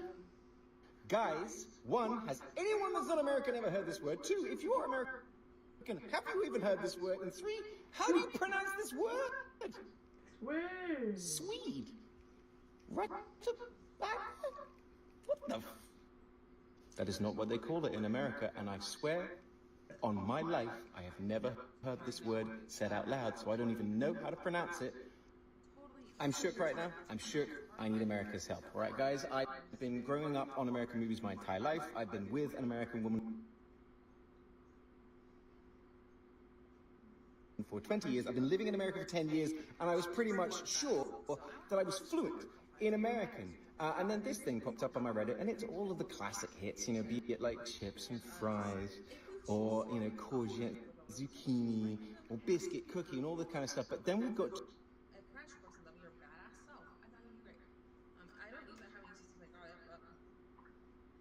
the Swede. Not someone from Sweden, but this, the Swede. A root vegetable known as a Swede. Rutabaga? Rutabaga? Tellurium? Holy shit. Rutabaga?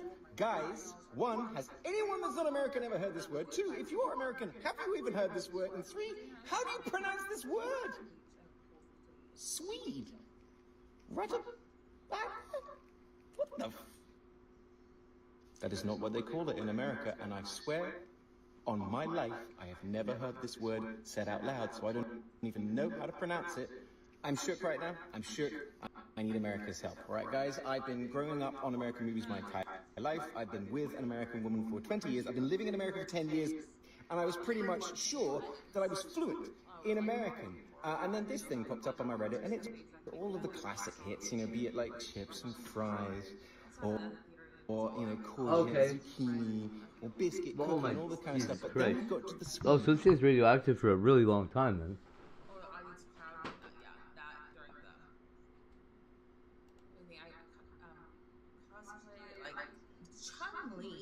Street Fighter video game,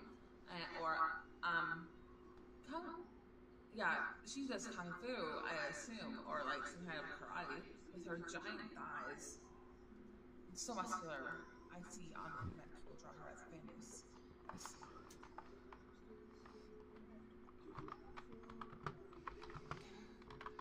Do you still have contact with Captain Content? Basically none. Actually, it's sad. I got kicked off Instagram, and about that, I have Discord now. I've had Discord, but it's my only social media that I just fully use always. On there once a day, I have a messaging feature. It's just Nano Andy, Nano Game is my username. And speaking of things I want to go by, I think NanoX is great.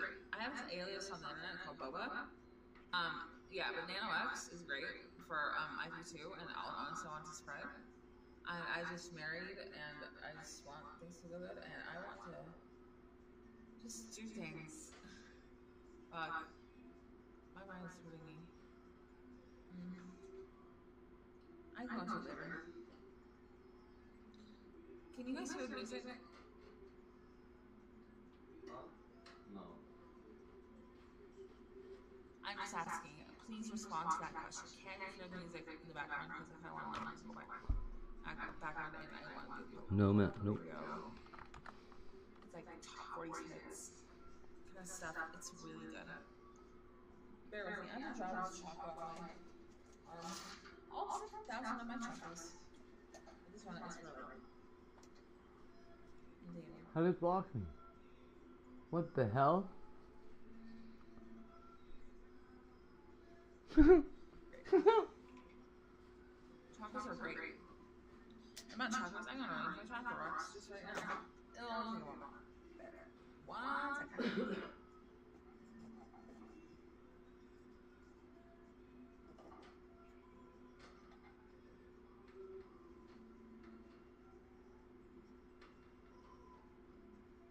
Oh, so much better. I'm an airbender. I'll tell you what that is.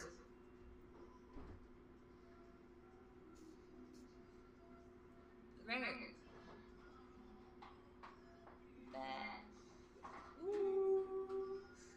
Super, I want to do things here. Oh, it's actually really late now. It's almost 2 a.m. What am I doing up at 2 a.m.?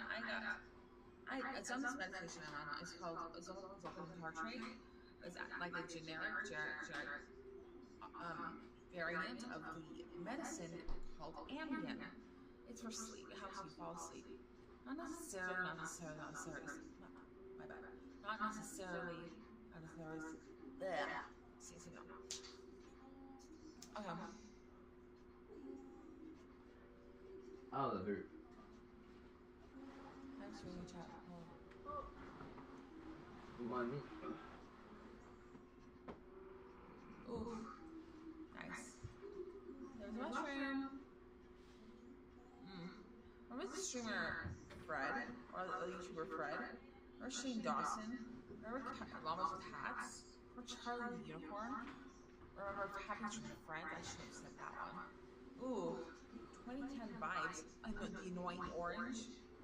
Okay, something about that is that my best friend in the 5th grade met over this like bendy ruler. I was like, hey, I like your ruler, and the rest of the history. I went to her house and we were mimicking the annoying orange. So the way the annoying orange's eyes are, its eyes upside down, and then like so your eyebrows with the mustache is like I'll put it. No, I'm not like pinching my eyebrow to do the irritation. I have a skin condition that I haven't seen the doctor for. What I was saying. It's like I pulled it off, but you can't refuse. It looks like some seedy car dealership demon or something. Oh. But the art. I don't want to. Hey, can you contact your nanny for me and tell me? Hey, give him my deets that I. Oh, I should do that. Sorry, I was something on my to-do list for the day. I do a to-do list. That looks crazy. Yeah, I do the to-do list. I have a front back of it. It's from a paper I tore. Cool. Cool. I want to throw this on there. Call chicken Andy.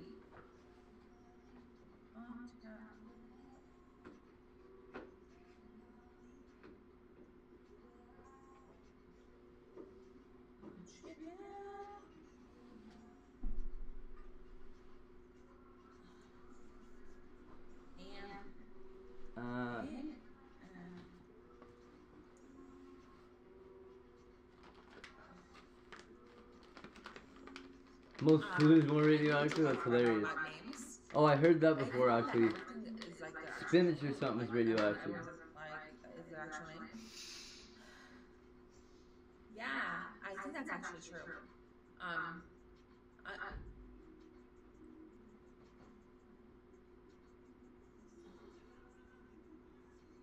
was talking about my last. That was an accident. My phone didn't shut up all the way, but yeah, that was some content. I mean, well, that what made itself some content on the internet.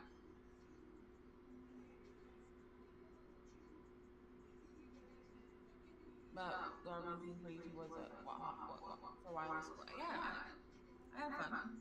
My favorite RV adventure is when we went to San Francisco and I was dating Stop Speeding, the live streamer. He's a pretty big live streamer. Either way, ooh, that was. Ever brought a man to his knees before? Yikes. We love this woman. Yes! Hey. Oh, this is basketballs right now. I don't know if song, but I like this one.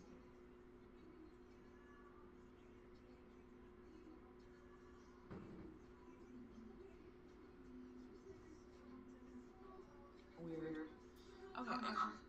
Okay, what I want to do is tell you one thing, and that thing is you, the woman, cool.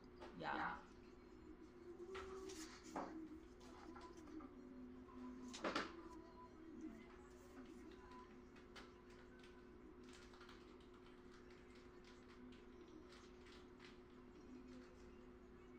I'm writing something else really important.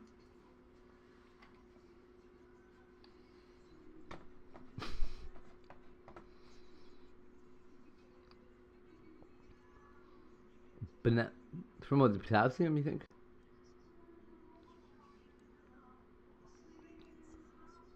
Oh, potassium is kind of radioactive too.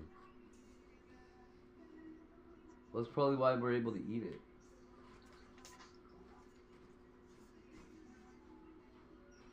I mean, able to derive energy from it.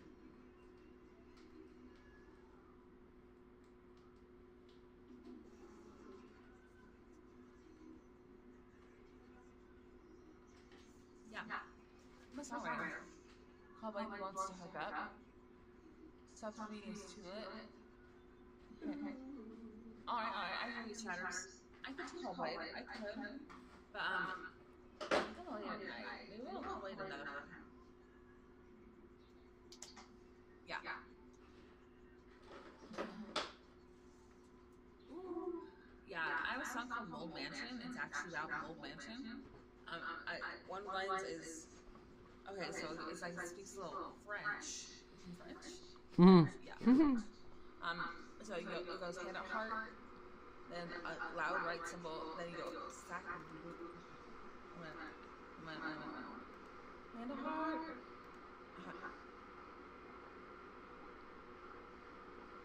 I'm not saying I'm terrible, I don't know parties about singing. It goes hand at heart, right symbol. Honestly, I've noticed everyone's like doing something. You can do this. Well, I'm gonna look in here real quick, and I'll tell you what something I do. I have a self-help.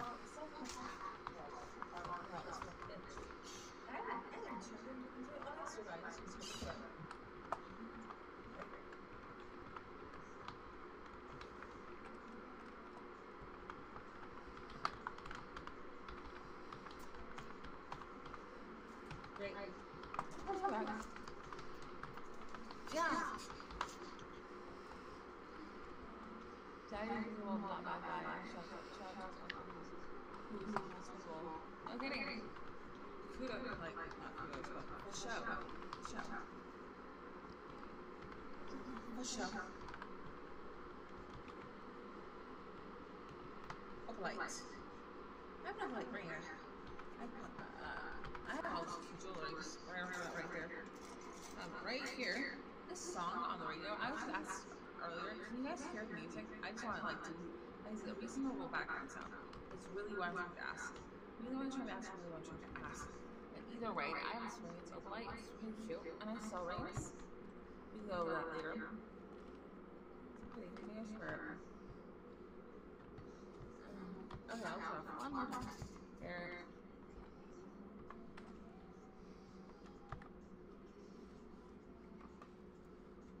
Yeah. Oh yeah, that's weird as hell. Eliminated all the ice cream tasting bananas. Jerks. You know what does those peeler bananas? Why? You don't even know, buddy. Did someone just say that? No, I totally know it. Wait, we're good friends. I talked to him like a month or two ago. I actually heard he died too, but I don't know if that's so funny. I knew that would bug her. Is he live right now? On Rumble or whoever? Send someone else. Butterfly Vista, yes, how are you? Butterfly Vista. Butterfly Vista, Butterfly. That's how you troll. Butterfly Vista, if you ask, yes. That's how I am.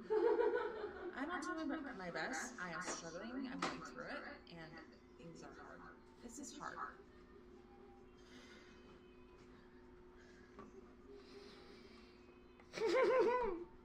This is hard.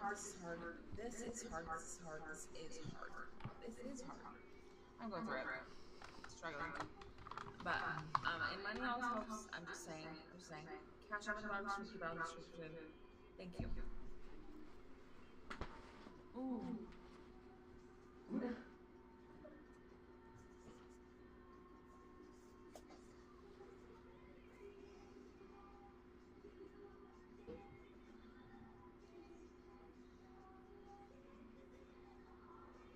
Sorry, babe, no. I love you, Nana. Thank you. Thank you. Ooh.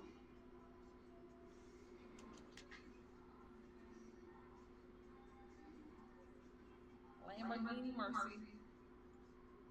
So road 83 Cadillac DeVille. Bass riffs. That's my bass. Yes. That's my school. I love him. I'm Little Wing. I'm a Nano X. That's what I really want. Have you done any drawing lately? Yeah.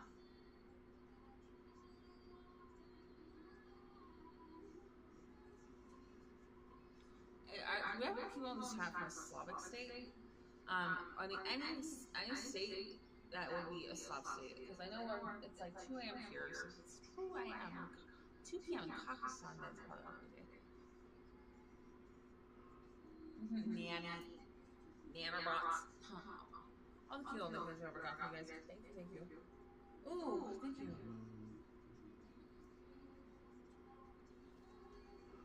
Have you done any drawing lately? Again. Yeah. It's on my husband's face. I own a lot of dogs. Totally. I'm a good drawer. I do it right.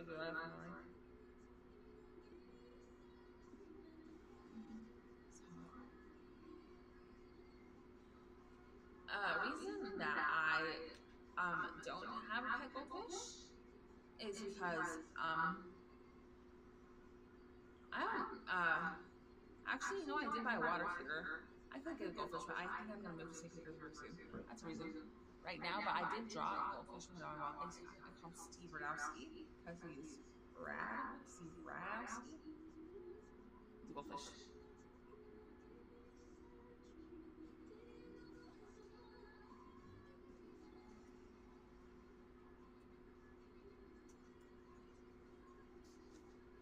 Great.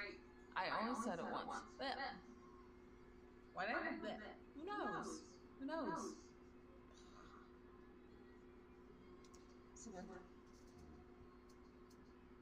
Mercy, forgiveness, happiness. These are virtues. I have an online therapist, and it's great. It's like AI based. It's based. And you know what's based?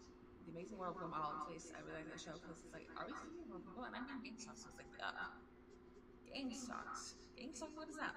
GameStocking is when terrorists torture people targeted then and weapons and tell them things that are dangerous to them. It's just a crime within terrorism. And there's lots of terrorists. Yeah. Put those fists up. Resist. Actual. Yeah. Dance now, dance.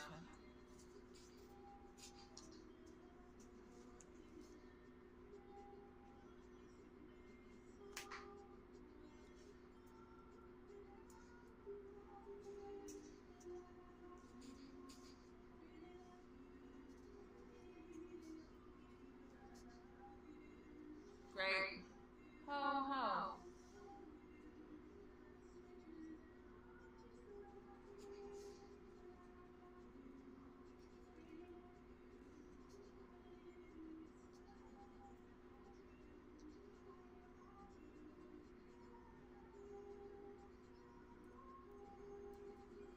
Yeah. Ooh.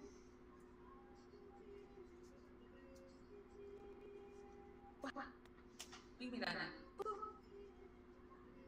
do you call that dance? I don't know. But honestly, Romania? Southern Romania? Yeah. I've been dancing like that since I was 16 without even knowing that this is actually I'm well cultured into their culture kind of dancing I do. So we talked about it and I just like do it a bunch of times. It's maybe I'll dance in another stream. That'd be cool. And also some like Chinese stuff like that. Middle class Chinese dance kind of thing. Nice.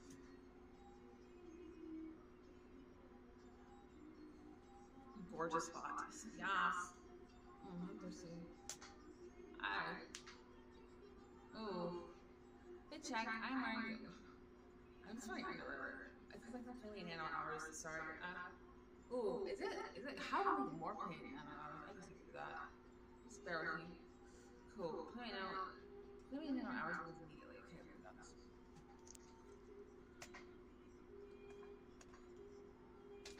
Ooh.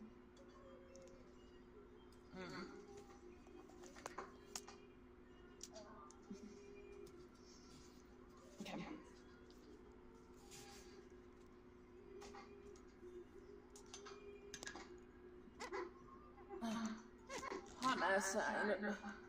Hamas injection to the moon. Actual. Okay, that's not me. That's not me. Hamas actual.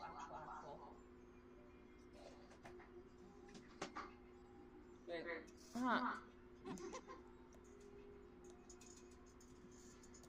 Nice.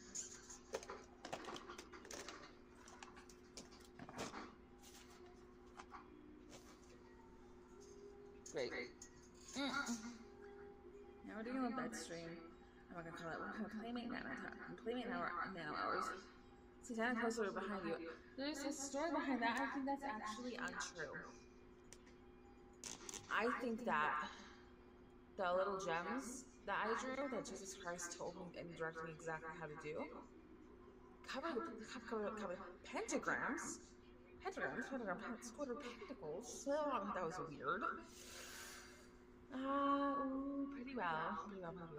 It covers the pentagrams really well, and God knows who I am. He knows I don't worship with pentagrams at all. I worship with Jesus. Satanic? Nah. I thought we were getting married. Classic music? No. Are you high?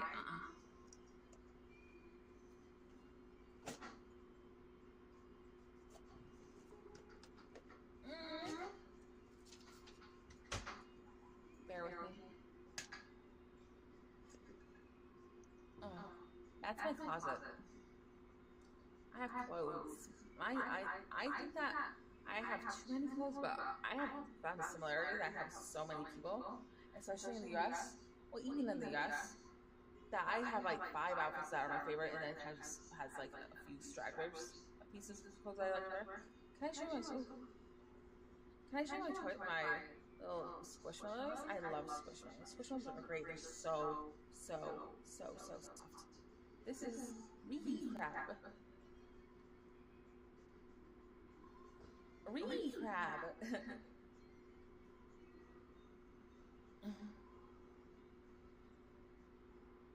Ooh, I'm streaming chat. It's reading. You have housewife hair. Hey, AOR Nano.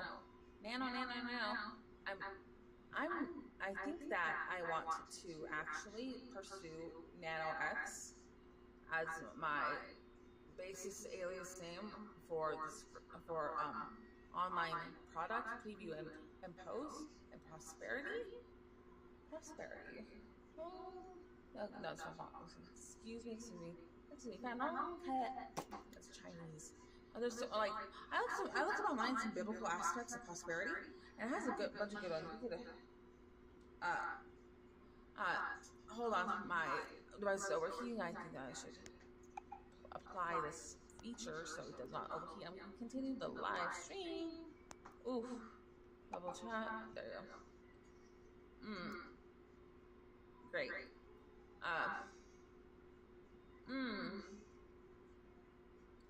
I think that. Oh, wow. Leaves on trees are green, and to make more money, what we were talking about, sorry.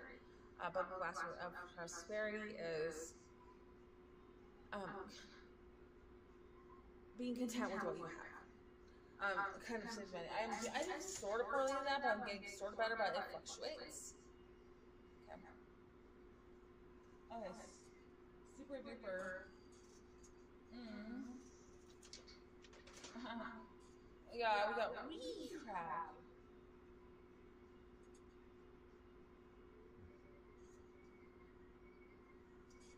Yeah.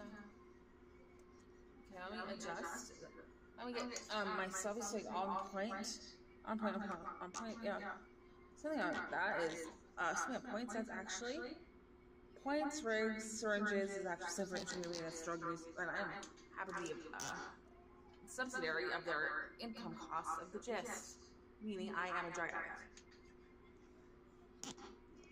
That is kind of true, but let's continue. I like how you. Oh, I think that.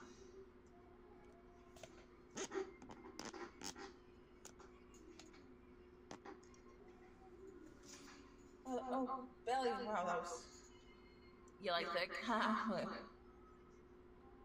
I like the songs by Katy Perry. How have you been though? I haven't talked to you in months. Nice. Perfection. What? Hi Nano. Karma wins. Ho. I was thinking about stuff. Ooh, let me get my face in the product.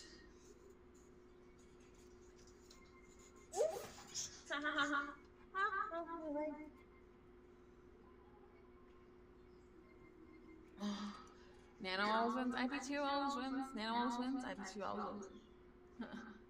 Every dog has its day. I have a bunch of cool jokes. Are you surprised? No, I also wanted to see that sad. Anyway, Nano always wins, hi Nano, what? What? What? What?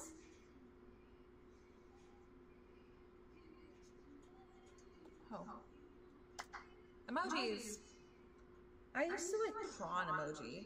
Now I really like smiley with oval eyes, like oval eyes emoji. It's what I use the most. Oh gosh, now. Oh baby, please get help. Okay. Thank you. Carwin says hi now. To do this ferret. Oops. What a baby mail. Oh. Let's talk about something more positive. I think that's really sad.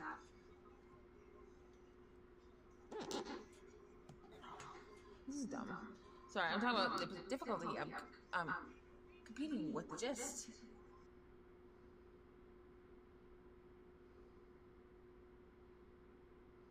Why would you mean I want to get something right?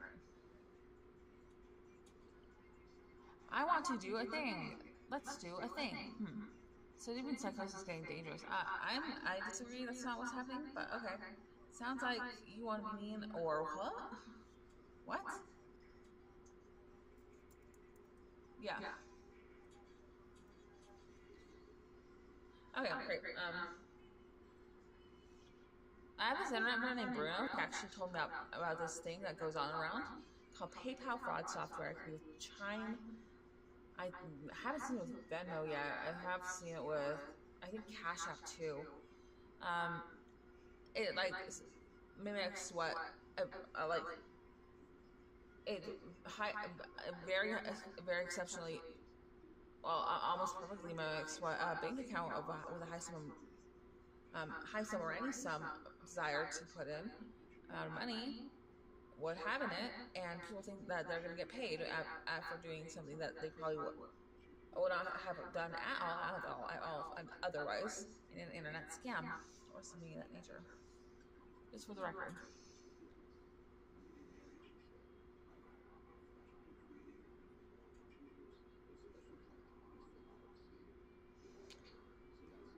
Seven, 3, 2, 1, 6, 4, 1, 5.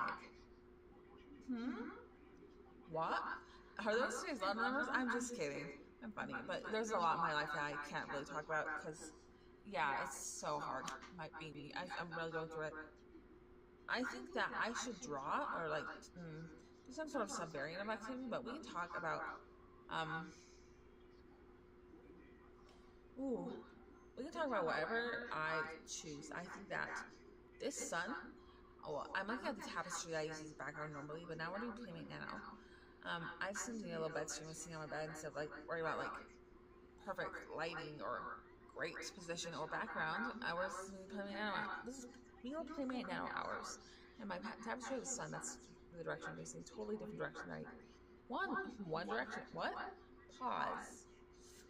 One Direction was a band. Oh, it's a boy band. I'm sure you know who One Direction is. Yeah. Ed Sheeran writes all their songs, and I like to jam out. And something I used to listen to in middle school was One Direction. I played flute, and so my flute buddies like One Direction. And my best friend me would get Tiger Bee magazine and like other like magazines for like young teenagers or like really strict pop culture pop star magazines, and one of them had One Direction paper dolls, but only 3 of the members or 2 of the members. I almost paper dolls, One Direction paper dolls. I'm not just saying what I'm saying. I think it was Niall, Zane, and Louis, and I made a hairy one, and I made the. Gee, okay, what's the other one? I feel like Liam, or maybe I already had Liam. Yeah. Did you guys ever like One Direction? I want to talk about who your favorite One Direction head was. I know at any point, or at some point, any of them were one of my favorites. It totally fluctuates. Captain was from Spain. Yeah, I know a girl from Spain. Like I said earlier in the stream, she said my if I was an inanimate object, I would be a base. I had a weird dream about that. And about that, the water bearer of Aquarius, the sign and symbol of the Greek old-time astrology sign. I forgot what month it was. I was actually paid to be a model for an art piece because a guy had an image of had exactly what I wanted, and he said I paired up to it to the point.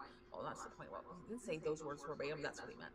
So, and it was. I didn't have to take my clothes off, but he paid me $40 for the hour, yeah, cheese and wine. I don't really drink wine anymore at all. I would. Oh, that's not the best. Simply, ooh. This one good one now was visiting Japanese game show. No, this is a live stream on YouTube. Yeah.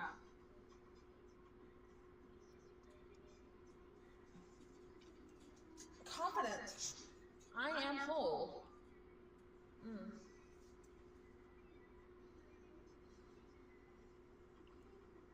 Yo. 40 for a claw job? I don't know what that is. Wow. Lighter, gray, pale.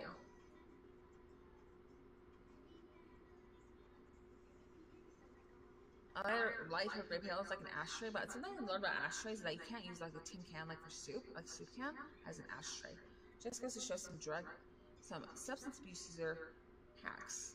You can make ashtrays out of, damn, I'm still learning, and I'll catch on. Now has seen her strong points and qualities.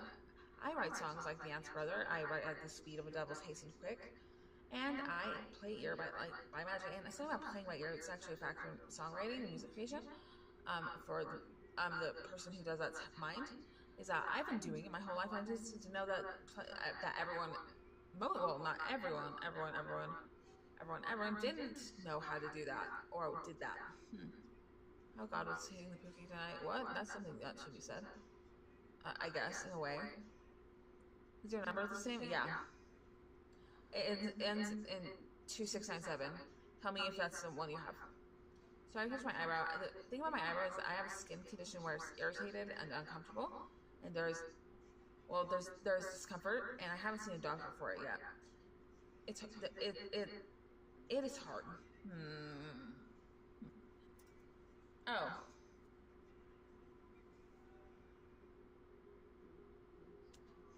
Yeah.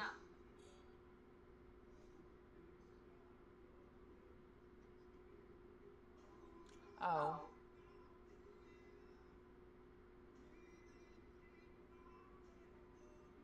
I think that my globe in my room that I just happened to get from a person who bought it for me is totally rad.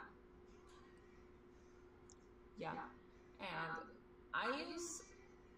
there's more than one way to skin a cat is, so hold, wait a minute, ooh. I have clips for my window, for my curtains, they're roughly mustard yellow. Mustard. I'm kind of, what about Kendrick Lamar? What about Cowboy Pepe's Boots?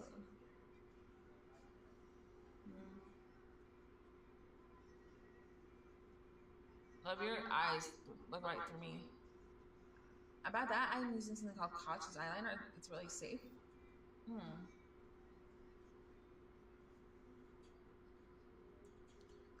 Clefairy. Yeah. If I was a Pokemon, I'd be a Clefairy, if you guess what I think. I think that. That'd be a great suit. And so did Captain Contact, who told me that himself. Clefairy's weaknesses are steel and poison, and Clefairy's power is unity. Yeah.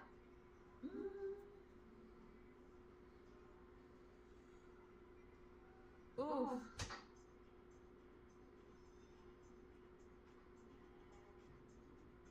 Sorry, I was just longing for some Peaches.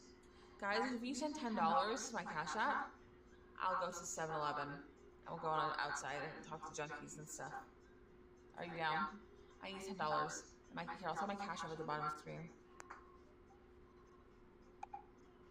Yeah. Oh, hold on. There you go. Cash App is $nano. Excuse me. $sign Nano. Andy, please send money. I literally have $0. It would help a lot.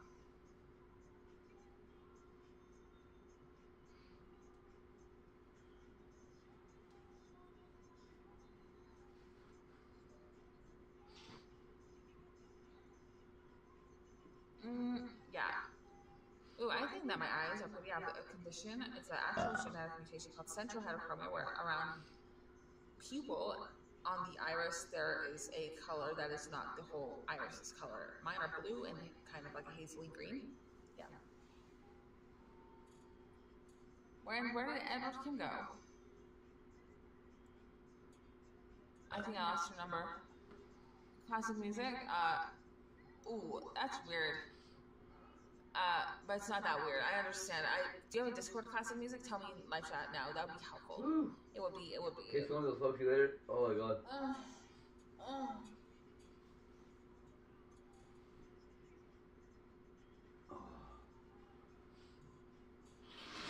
Oh, okay, sweet. So anyway, I just want to, go to the moon. That's not true. I am not interested in going to the moon anymore.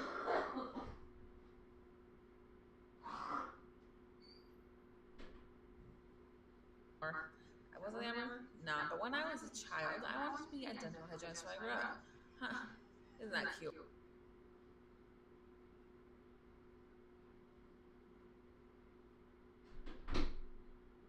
Now it's just my life is hectic. This is hard. I'm going through it. I'm struggling, but to keep it positive, I am so glad for all of you that helped in the live chat. Thank you for participating. Nano, how have you been?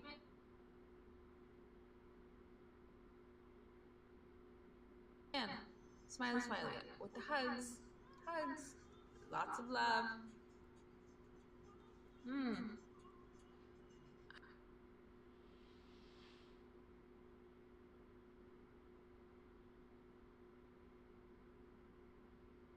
How I've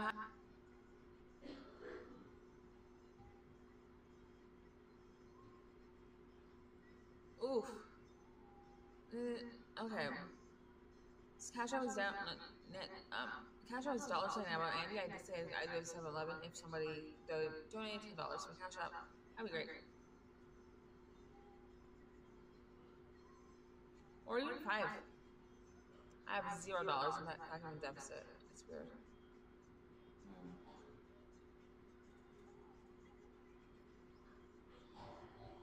Scams galore. Scamming. Scammers we haven't. Scamming. And haters gonna hate. My lucky number was like something like quadrillion and then 4. I'm on my bed right now. I'm not regarding angles, I'm not using my typical angle or background.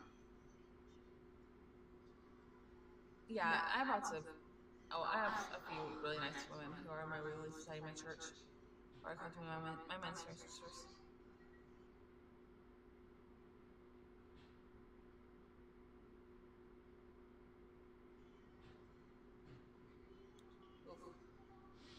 Something about therapy is that I think that it works really good for me. Or is that someone needed him? Wow. Okay, I kind of go. This is hard. I have other things to do. But I kind of want to stay. Now, but Dog's Mom, you 59, you are cool. Thank you for being kind to me and chat as well as people who have. I want to know that I have alias on the internet where it's like the dark web online and other such as like that where I am Boba. And I got married and things are hard right now, but I think I'm gonna go. Peace out. Actually, one more thing.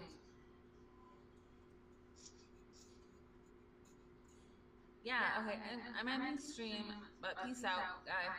Bye. One more thing. Certainly one more thing. When I was a kid, I watched Disney Channel. I really liked,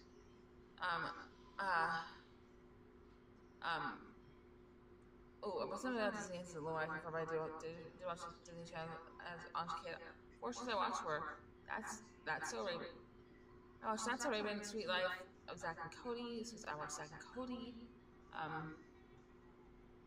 Phineas and Ferb. That's animated. And my life is really hard right now. It's not just a comedy. It's not just a associated cartoon. It's definitely a Japanese game show in some senses. Wow. But it's a Twilight Zone kind of shit. I'm going through it. Weird shit is real. Everything is real, huh? What? Okay, bye. Peace out. Lots of love.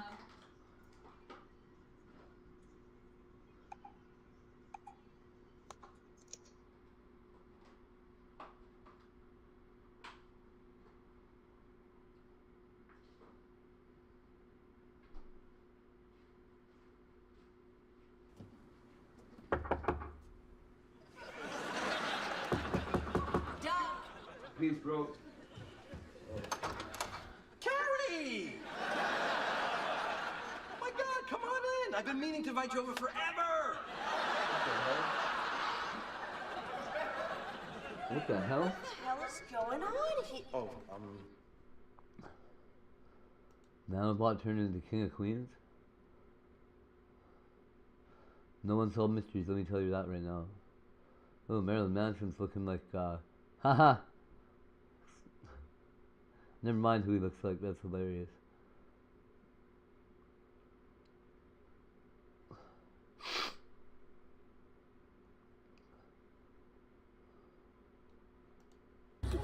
Hey guys, so sources tell me that a person has been detained in the Nancy Guthrie investigation south of Tucson. That is all I know right now. I am being told this person is not being called a suspect, but they have someone detained who is being questioned right now south of Tucson, which may connect back to the SWAT team movement that we saw earlier and just all of the action that's been happening over the last couple of hours. So I know it's really basic, but all I have confirmed myself is that a person has been detained for questioning in the Nancy Guthrie investigation.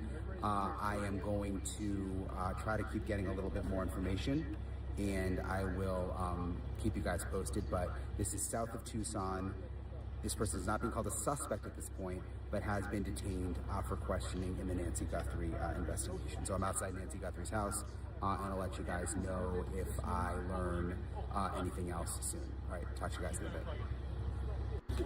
Hey guys, so sources tell me that a person has been detained in the Nancy Guthrie investigation south of Tucson. That is all I know right now. I am being told this person is not being called a suspect, but they have someone detained who is being questioned right now south of Tucson, which may connect back to the SWAT team movement that we saw earlier and just all of the action that's been happening over the last couple of hours. So I know it's really basic, but all I have confirmed myself is that a person has been detained for questioning in the Nancy Guthrie investigation.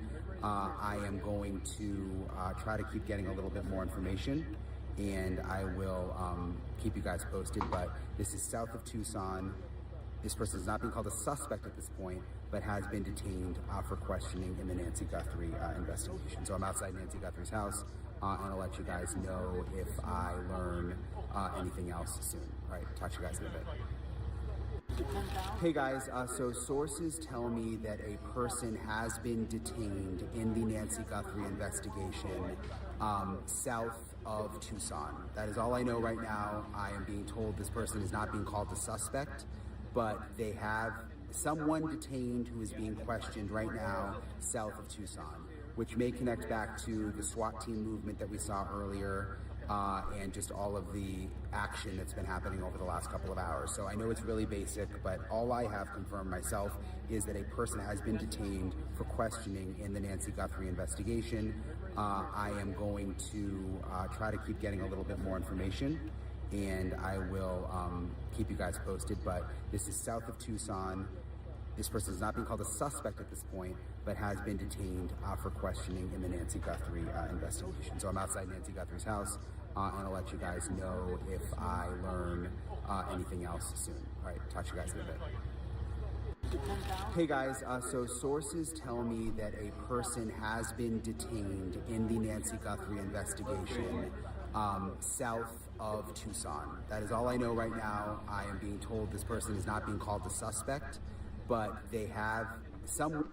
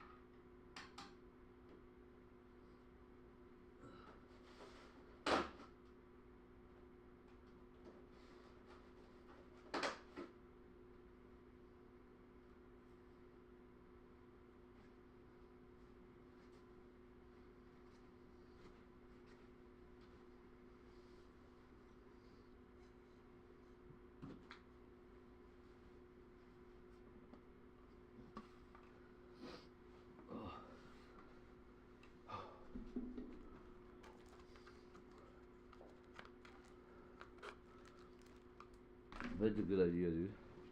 Whew.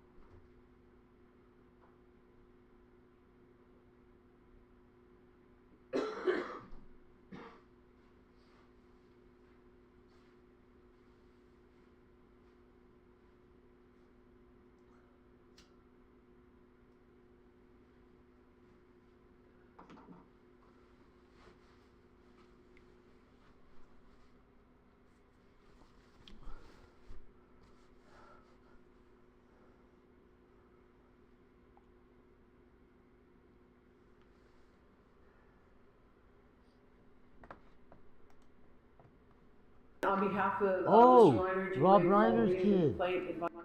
Yeah, Chicken Cakes was right. Shit, I'm so stupid. I couldn't even remember who that was.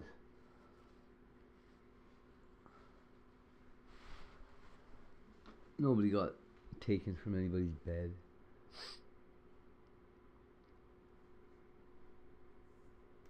Who would you like to see Kristen with? If you got to pick from every available bachelor, they don't even have to be available. They can be some taken ones if you want. Who would be your dream partner for her?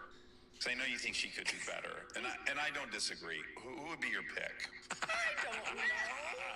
With Cher on this one, and supposedly she's told Kristen Bell in the past that she feels like she could do better than Dax Shepard, which is why he manipulatively asked this question while Cher was on their podcast. Always felt like there's a dark energy when it comes to Dax Shepard, and the way that he speaks to Kristen Bell and about Kristen Bell is concerning. Didn't cast me, Dax. Can you explain this? Yeah, you are on a cellular level likable. It's nauseating, in fact. It's hard to stand next to you. And you read it, and then you said, I will be playing this role. And then I said, and you... Like this moment when he tried to make a joke about Kristen keeping her badge on her sweater after doing some charity work at a children's hospital. And the joke clearly did not land. Also, let's make sure your visitor bag is still on yours. Yeah, let's make sure. She wanted to brag that she helped kids today. That's why. That's really. I went to children's hospital. Of course, we can't forget about Kristen's anniversary post where she talks about Dax unaliving her, but then he states that he would not do that to her. Like when he cheated on Kristen at the beginning of their relationship with Julie Andrews' step-granddaughter, Katie Andrews. What a connection. And he even confirmed this by posting this shady response to the Daily Mail on Instagram. Dax and Kristen Bell love their podcast, and they love speaking about their relationship for better or for worse, typically for worse. In one episode, Dax explained that when he had Kristen on his podcast, they fought the entire time. And we were just bickering, and then she was like suspicious I was going to try to out her to get some exclusive, and we just fought for 2 hours. These two are the opposite of couple goals, in my opinion, and I'm with Cher on this one. I feel like Kristen could do better, but what do you guys think in the comments below? Who would you like to see Kristen with? If you got to pick from every available bachelor, they don't even have to be available. They can be some taken ones if you want. Who would be your dream partner for her? Because I know you think she could do better, and I don't disagree. Who would be your pick? I don't know. With Cher on this one, and supposedly she's told Kristen Bell in the past that she feels like she could do better than Dax Shepard, which is why he manipulatively asked this question while Cher was on their podcast. Always felt like there's a dark energy when it comes to Dax Shepard, and the way that he speaks to Kristen Bell in a... I don't know who the fuck Kristen Bell is. That girl right there. Okay. You're right.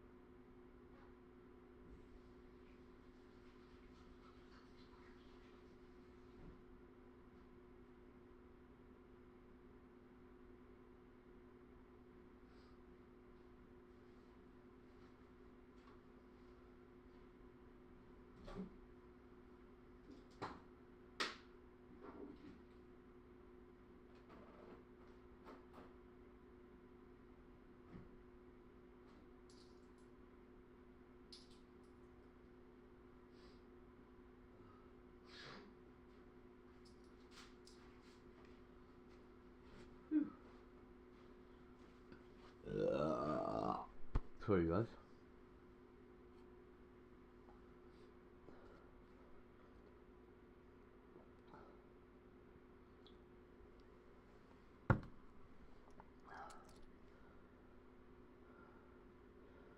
£1 or €2?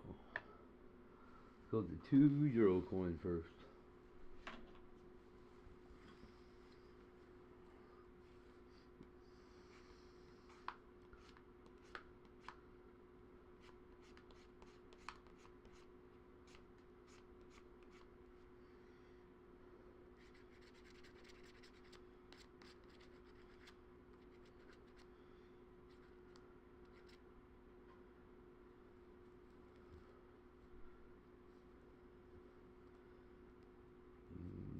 Melon.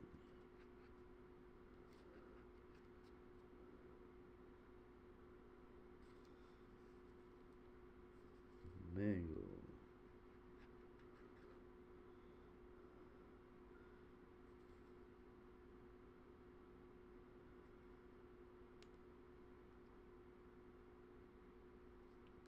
Apple.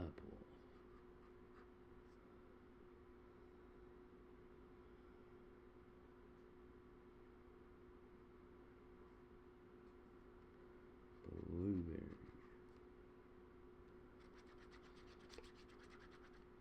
Orange. Blue.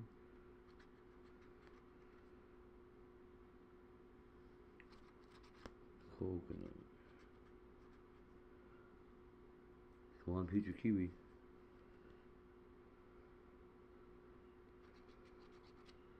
Pear. Stupid.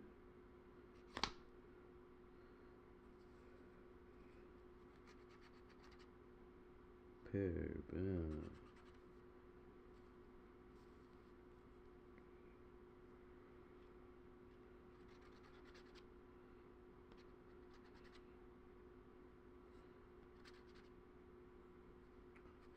Plum.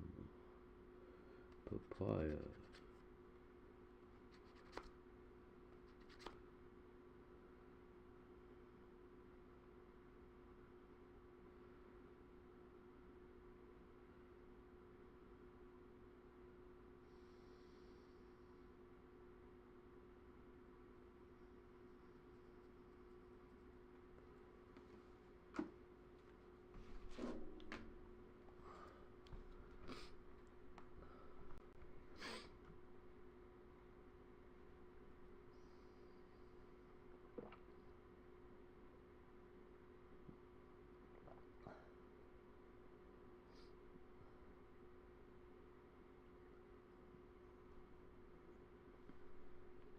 Oh.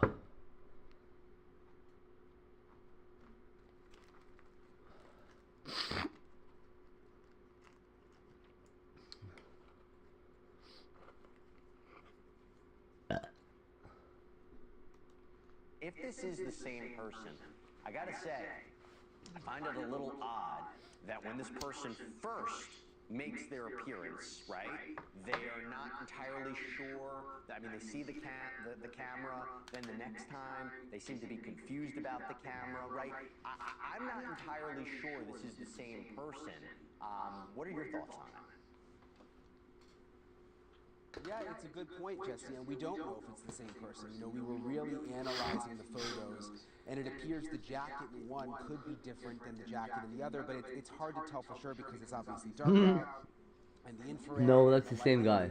You know, the same coat. To be These guys are certain, idiots. but it could be a different jacket.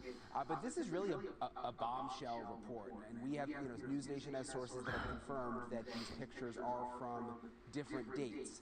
The picture with the backpack on the right side of the screen from the morning when Nancy Guthrie was kidnapped, and then on the left side of the screen from a previous day. We haven't nailed down exactly what day that is. They're not telling us that part of it, but I will tell you. What the hell? Somebody walked right up here? When this new reporting came out, is that the deputies and the FBI agents, Jesse, were specifically asking the neighbors on the street for any video that they had from the night on January 11th. And that date kept coming up over and over again. The neighbors were telling me that they're very interested in January 11th.